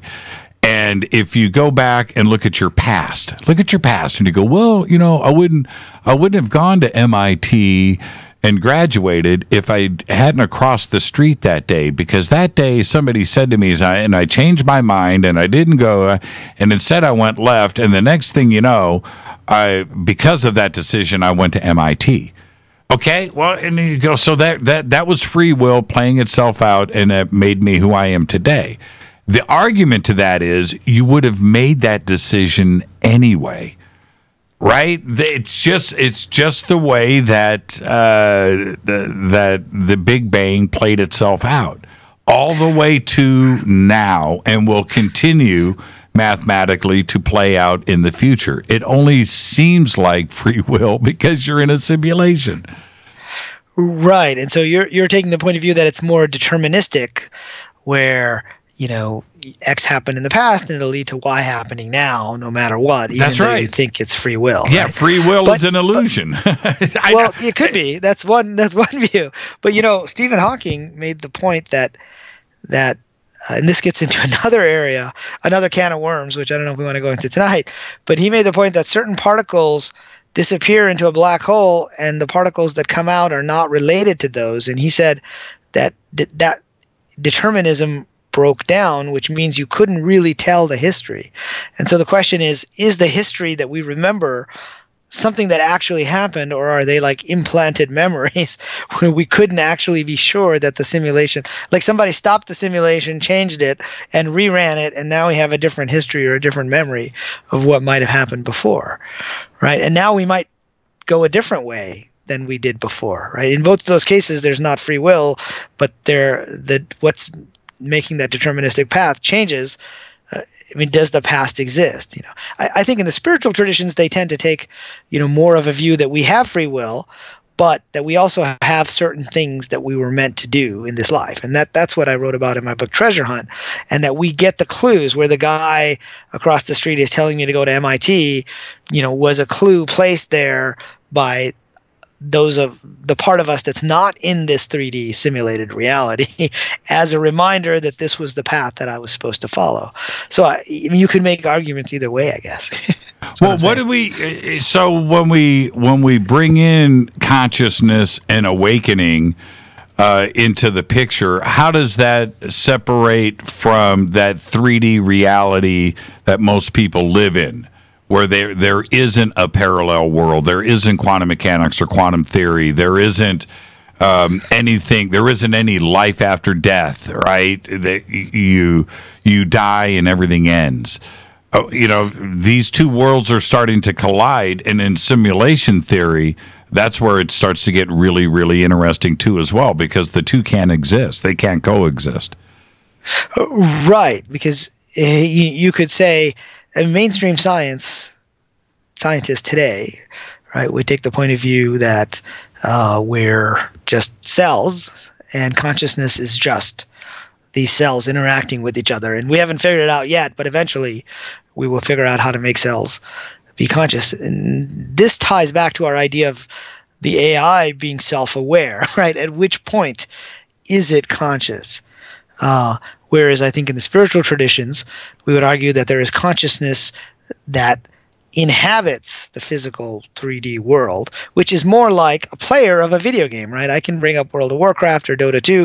That's my character, but that's not me, right? And so I think the simulation hypothesis is interesting because, most scientists can agree that that's a very real possibility, right? Because if they say it's just cells that die, well, that could be a simulation, and once the simulation is over, it's done, right? We're just this sort of artificially simulated consciousness within the game. You turn the game servers off, and it's gone. You restart it, and it's a whole new thing. But I think equally valid is the point that this 3D reality is a kind of a simulation, right? Whereas the yogis, talk about Maya, the world of illusion that we're in, and they use the analogy of dreams, that this world is like a collective dream or a collective MMORPG that I would say as a video game designer. Mm-hmm. But then in this dream, we can dream. We create dreams when we go to sleep. And you've probably had the situation where in the dream you wake up, but you haven't actually woken up. You're still in a dream, right? It's like the dream within the dream. But anyway, I guess my broader point is I think the simulation hypothesis is a bridge that bridges these two worlds that don't agree on a lot of stuff. Well, and I would have said years ago that science fiction was science fiction, and these thoughts of living in a simulation were just pure fantasy, and that most people wouldn't be interested in the subject at all. And today you look at not only gaming and how popular gaming is, and how people want to get into these first-person shooter, these alternate reality type games, World of Warcraft or Uru Mist, and where you are totally immersified. And then you have the other part of it, where not necessarily gamers, but Sims. And the ability to create your own character and build your own things, and an alternate personality for yourself. You're building your character that you want to look like, that you desire, and the worlds that you're living in socially and interacting with inside of these games, people are actually very okay with it. I mean, yeah, they take it very seriously. I mean, if I mentioned Second Life earlier, you mentioned The Sims, right? In Second Life, you have characters that get married, right, with each other, and then they cheat with other people. Like it becomes very serious. But if you watch Ready Player One, which just came out recently, yes, which was about virtual reality, and so I'm actually working on a book now about the simulation hypothesis, which is based on an article that I wrote that's up on Hacker Noon, with the stages of video game technology and how would we get from where we are today to a fully immersive Matrix-like world where we couldn't tell the difference. And virtual reality is starting to move us in that direction. I mean, if you put on virtual reality glasses, you are that character, like in the Oasis. And then in that case, they had, in Ready Player One, they had these haptic suits so you could actually feel what was going on. But we're seeing the beginnings of that. I have some friends who created a ping pong game for HTC, for the Vive.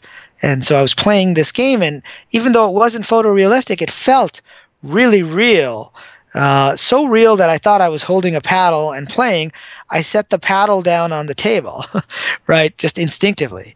Well, it turns out there was no table. It was just virtual, so the controller fell to the floor. And then I leaned against the table. Of course, there was no table, so I almost fell over. But you can see how immersive virtual reality is starting to be, and eventually you can see where we might be able to beam that stuff to the retina without needing the glasses. And then you're really in kind of an immersive world. So I think more people are interested in this topic today because we're seeing how immersive video games can be, and they get to the point where, we may be inside a very sophisticated video game. I mean, think of where the technology will be 100 years from now, right? Video games are only like 30 years old, or 200 years from now, or 1,000 years from now. How sophisticated would the video games be? And Elon Musk made that argument where he said, we had Pong in the 70s, which was a dot and some lines, and now we have virtual reality where you put on the glasses and it feels like you're there. And then we have games like No Man's Sky. I don't know if you've Oh, yeah. There you go. Infinite, right? Infinite. Creates they itself. have like 18 quintillion planets. Yes. Yeah. And turns out, because that's what 64 bits, that's the number that 64 bits will get you. And each of those are procedurally generated. Yep. Right. So they look like they're unique, but they're being generated by some set of rules. And so we're looking out at the world, and we're seeing billions of like 100 billion galaxies right out there with 100 billion stars each. Are those procedurally generated? Are they really there? And what does it mean for them to be there? So in that of course would intersect with the alien life and UFO question, but I don't think we want to go there tonight. Yeah, we'll do that at another time. But I do have, and that's a series of shows. I have a friend that I've known for about 20 years. And his company, this is a friend, I want to say this. His company, he went through the film industry here and software designing and shading and lighting and stuff. But his company now is AR, and it is real. In other words, they develop okay, for instance, he can go in, take your house and recreate it. I mean, it's done with photography, and absolutely walk around your neighborhood. He did Palm Springs, right? Where you're in a house in Palm Springs, and you walk outside and you go anywhere and it is real. You cannot tell the difference. It's like you're out there. It's not like you're out there. You are there. You're in the middle of it, and you would not be able to tell the difference because he's imaged it with real images.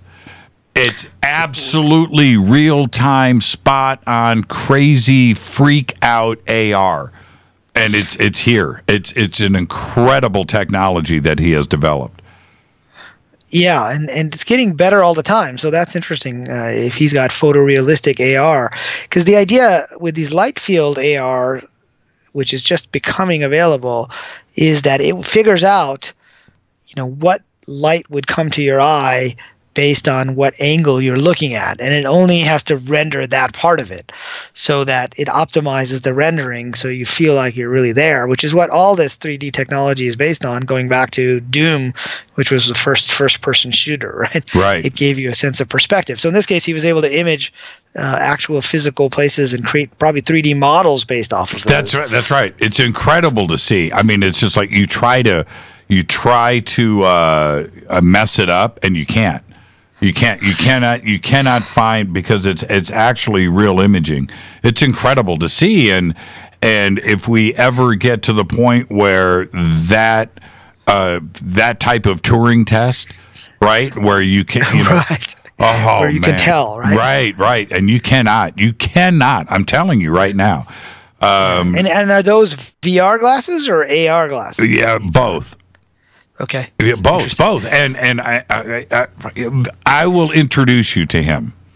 Okay, he's sure. really technology is really evolving rapidly, and these are all steps along the way. Where imagine if he could do that without the glasses and beam it directly into our minds, and now we're in the Matrix. Right now, we have the technology. There's the simulation, and it's right there, because if you have it like he does, right? It's there. It's on a hard drive. Well, bridging that interface, which is exactly what DARPA is doing right now, right? Building the interface between computers and our heads. And I've been told that they've already, succeeded. So there you go. That's a pretty Sandia. That's their focus. That's their focus right now, is how to get the brain computer interface and the machine language to communicate between the two done. That's the next big step, and I think that they've already done it. I think 100% they've already done it. Well, that's a big step, because then you're really starting to bridge the electrical with the biological and the chemical, and once that's done, then you're at that point where you can have specific images beamed in, right, to people, which it may be what's happening to us right now, but we're then, as a civilization, we're getting closer to that simulation point that we talked about earlier. And then it's also the opposite, where you get your brain outputted, right? Right. So some people think that you can just take the brain and output everything there, and that becomes a downloadable consciousness. Yeah, the dream. Right. Yes. And so it's a matter of, so some researchers are saying, okay, if we could just map not just all the neurons in your brain, but exactly, how much they're firing and when. And right now, that's too big a data set for a lot of our computers and our big data right now. Yeah, we're right. You're talking trillions of neurons firing, and you'd have to store that over a long period of time. Again, that would say that consciousness is something you can download digitally and save, and a lot of people are betting on that. I tend to take, a slightly more spiritual point of view, where consciousness may not just be the neurons, but might be something else that we can't see in the rendered world, which is more like the Eastern mystical view. But it is moving in that direction. Riz, I've got to run credits and get out of here. So really quick, thank you. Another amazing conversation. Where can everybody follow you and reach out? So my website is zenentrepreneur.com. And you can reach out to me from the website. You can also go to on Twitter at Riz Stanford as well, and reach me there. And then there's a link from my website, and I think from yours, to Hacker Noon, which is where I write a lot of these types of articles. And you can also find Riz at OnStellar. He's actually got a profile and is moving forward there too as well. We'll talk about OnStellar and the future of the Internet 3.0 on another show. Thank you so much, Riz. Get some sleep. All right. Thanks for having me on again. Riz Virk. And it's very simple. ZenEntrepreneur.com. The links are over at JimmyChurchRadio.com. Thank you so much, Riz, for doing this overtime with us. I know you're on the East Coast doing your thing. Thank you so much, Riz Virk. Amazing conversation. Fade to Black's executive producers, Rita Camarion. Show is produced by Hilton J. Palm, Renee, Dennis, and Bob. Announcers are Steve Harder, Gene Vitoa, Mark D. Kovar. Webmaster is Drew the Geek. Music, Doug Aldrich. Intro, Spaceboy. SpaceboyMusic.com. Fade to Black is produced by KJCR for the Game Changer Network, and syndication is KGRA, The Planet. Fade to Black is copywritten 2018 by Fade to Black and the Game Changer Network. It cannot be rebroadcast, downloaded, copied, or used anywhere in the known universe without written permission from Fade to Black or the Game Changer Network. I'm your host, Jimmy Church. Thank you to Virk.